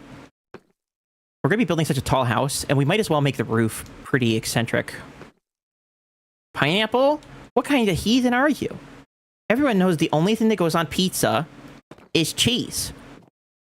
Those age-old pineapple pizza debates, I was always anti-pineapple, but because I'm anti-everything.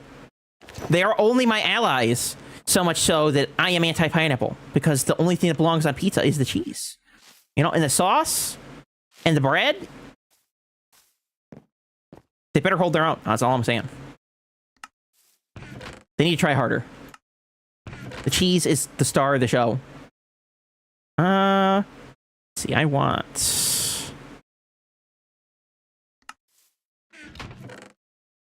some tile stairs. I'm definitely running low on the cobble.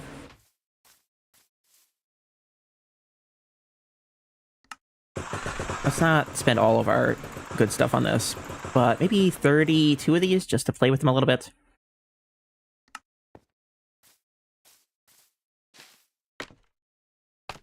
My scaffolding is already getting in the way because I want to put stairs there.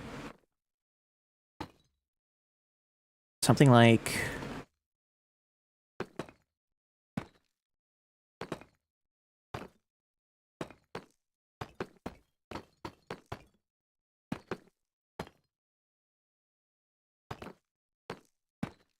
a little pizzazz.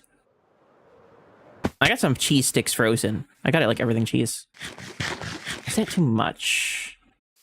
Is that too much? A little dark up there, so it's kind of hard to see. What if I put Slammy Jambies below it? I did add some extra space, right? To do is this. If I don't fall to my death...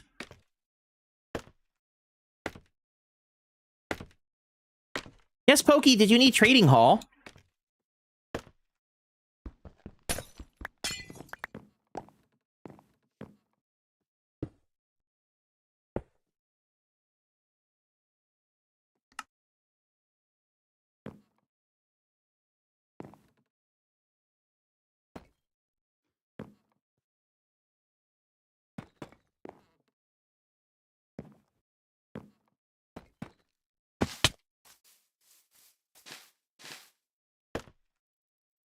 You ended up creating one, had a blast with villagers, created a new game. A new game? A whole new world?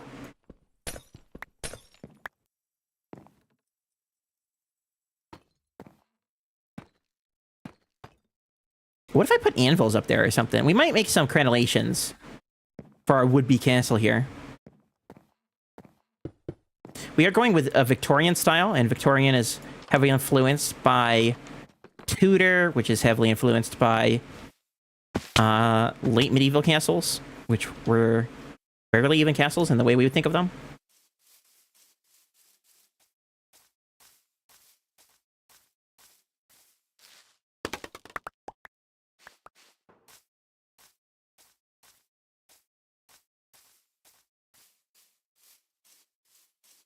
Might be too much.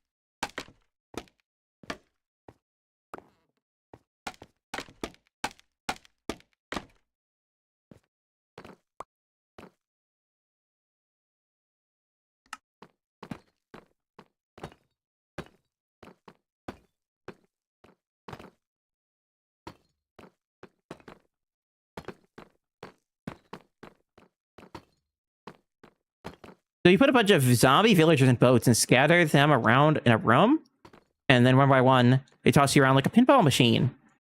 Wow. Yeah, having lots of fun, it sounds like.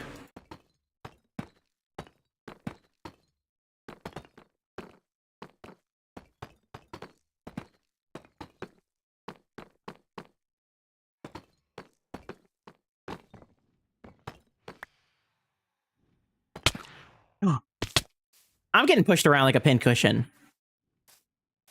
Making me gasp and everything.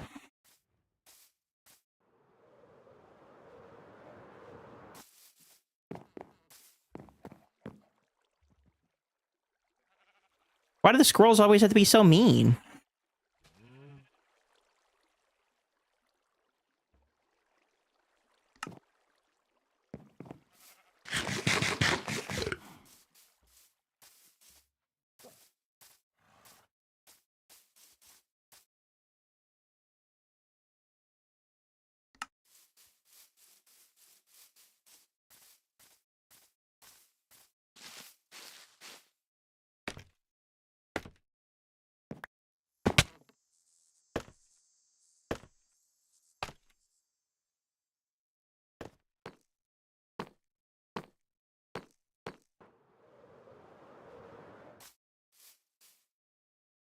Yeah, that's too much.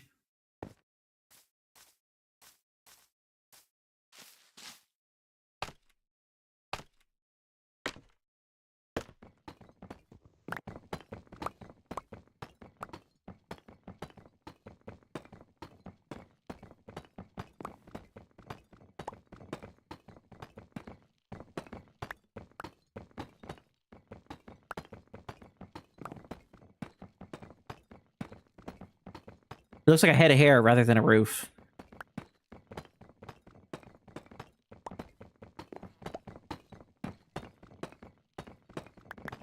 Three hours. We have been live a very long time.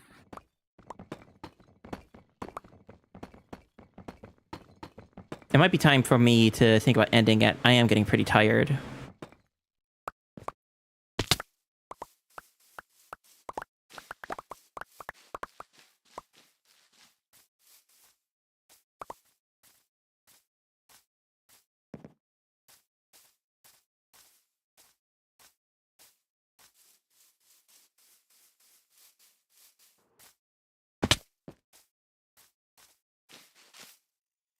Has my music been playing?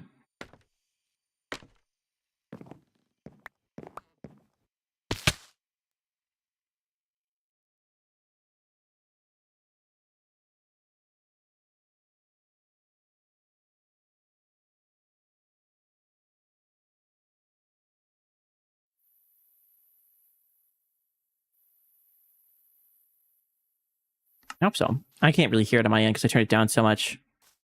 I think we made a good amount of progress today. But I actually haven't eaten yet. And this MrFearless is hungry. Maybe for some cheese. So I'm thinking about swapping out the Minecraft music for some classical music. I was feeling it when I was listening to Slack streams earlier. Or was it yesterday? And he has his own like playlist that he uses. I may want to swap it out for something that I might like.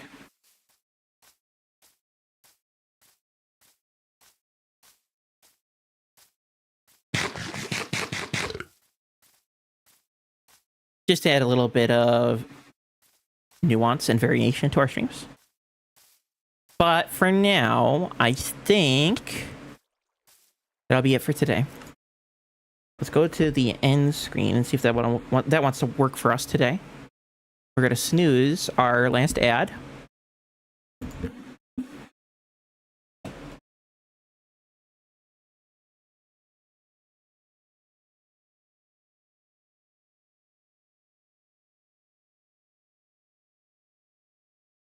That didn't work.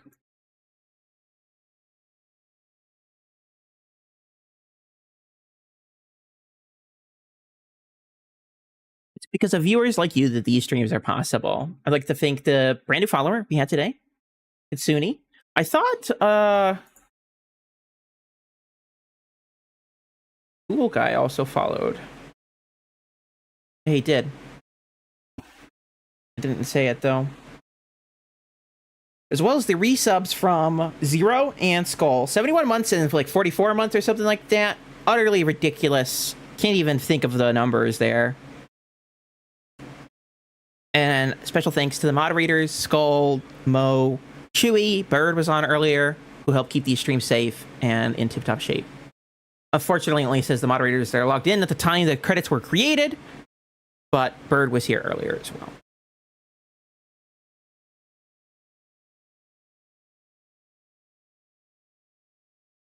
We could raid Lady. We could raid someone else playing Minecraft. I prefer to raid someone playing Minecraft, but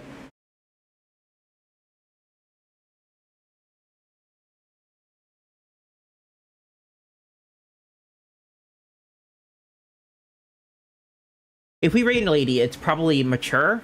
I mean, she's playing a drug game, so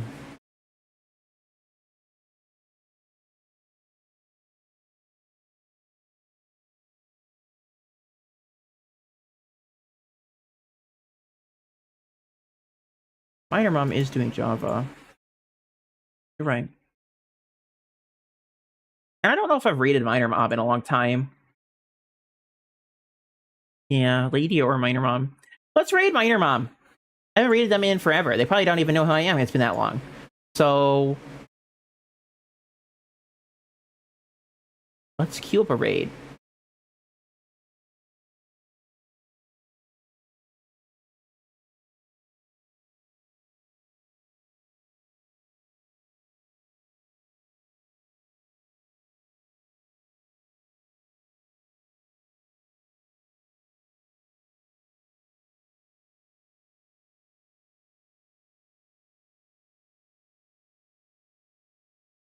I hope you all had a great day today, and if not, there's always tomorrow. And tomorrow is only a day away. Here's the raid message for you. I should probably change that command or make some other commands that pull up the same message. But it's a hide your cheese, hashtag fearless raid. Feel free to copy and paste that message into Minor Mom's chat. Let them know we're there for their cheese, as the cheese pirates we are. I'll be back live again this Thursday if nothing goes wrong and everything goes right.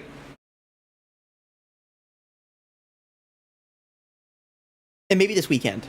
I haven't decided yet. Maybe. Big maybe on that one.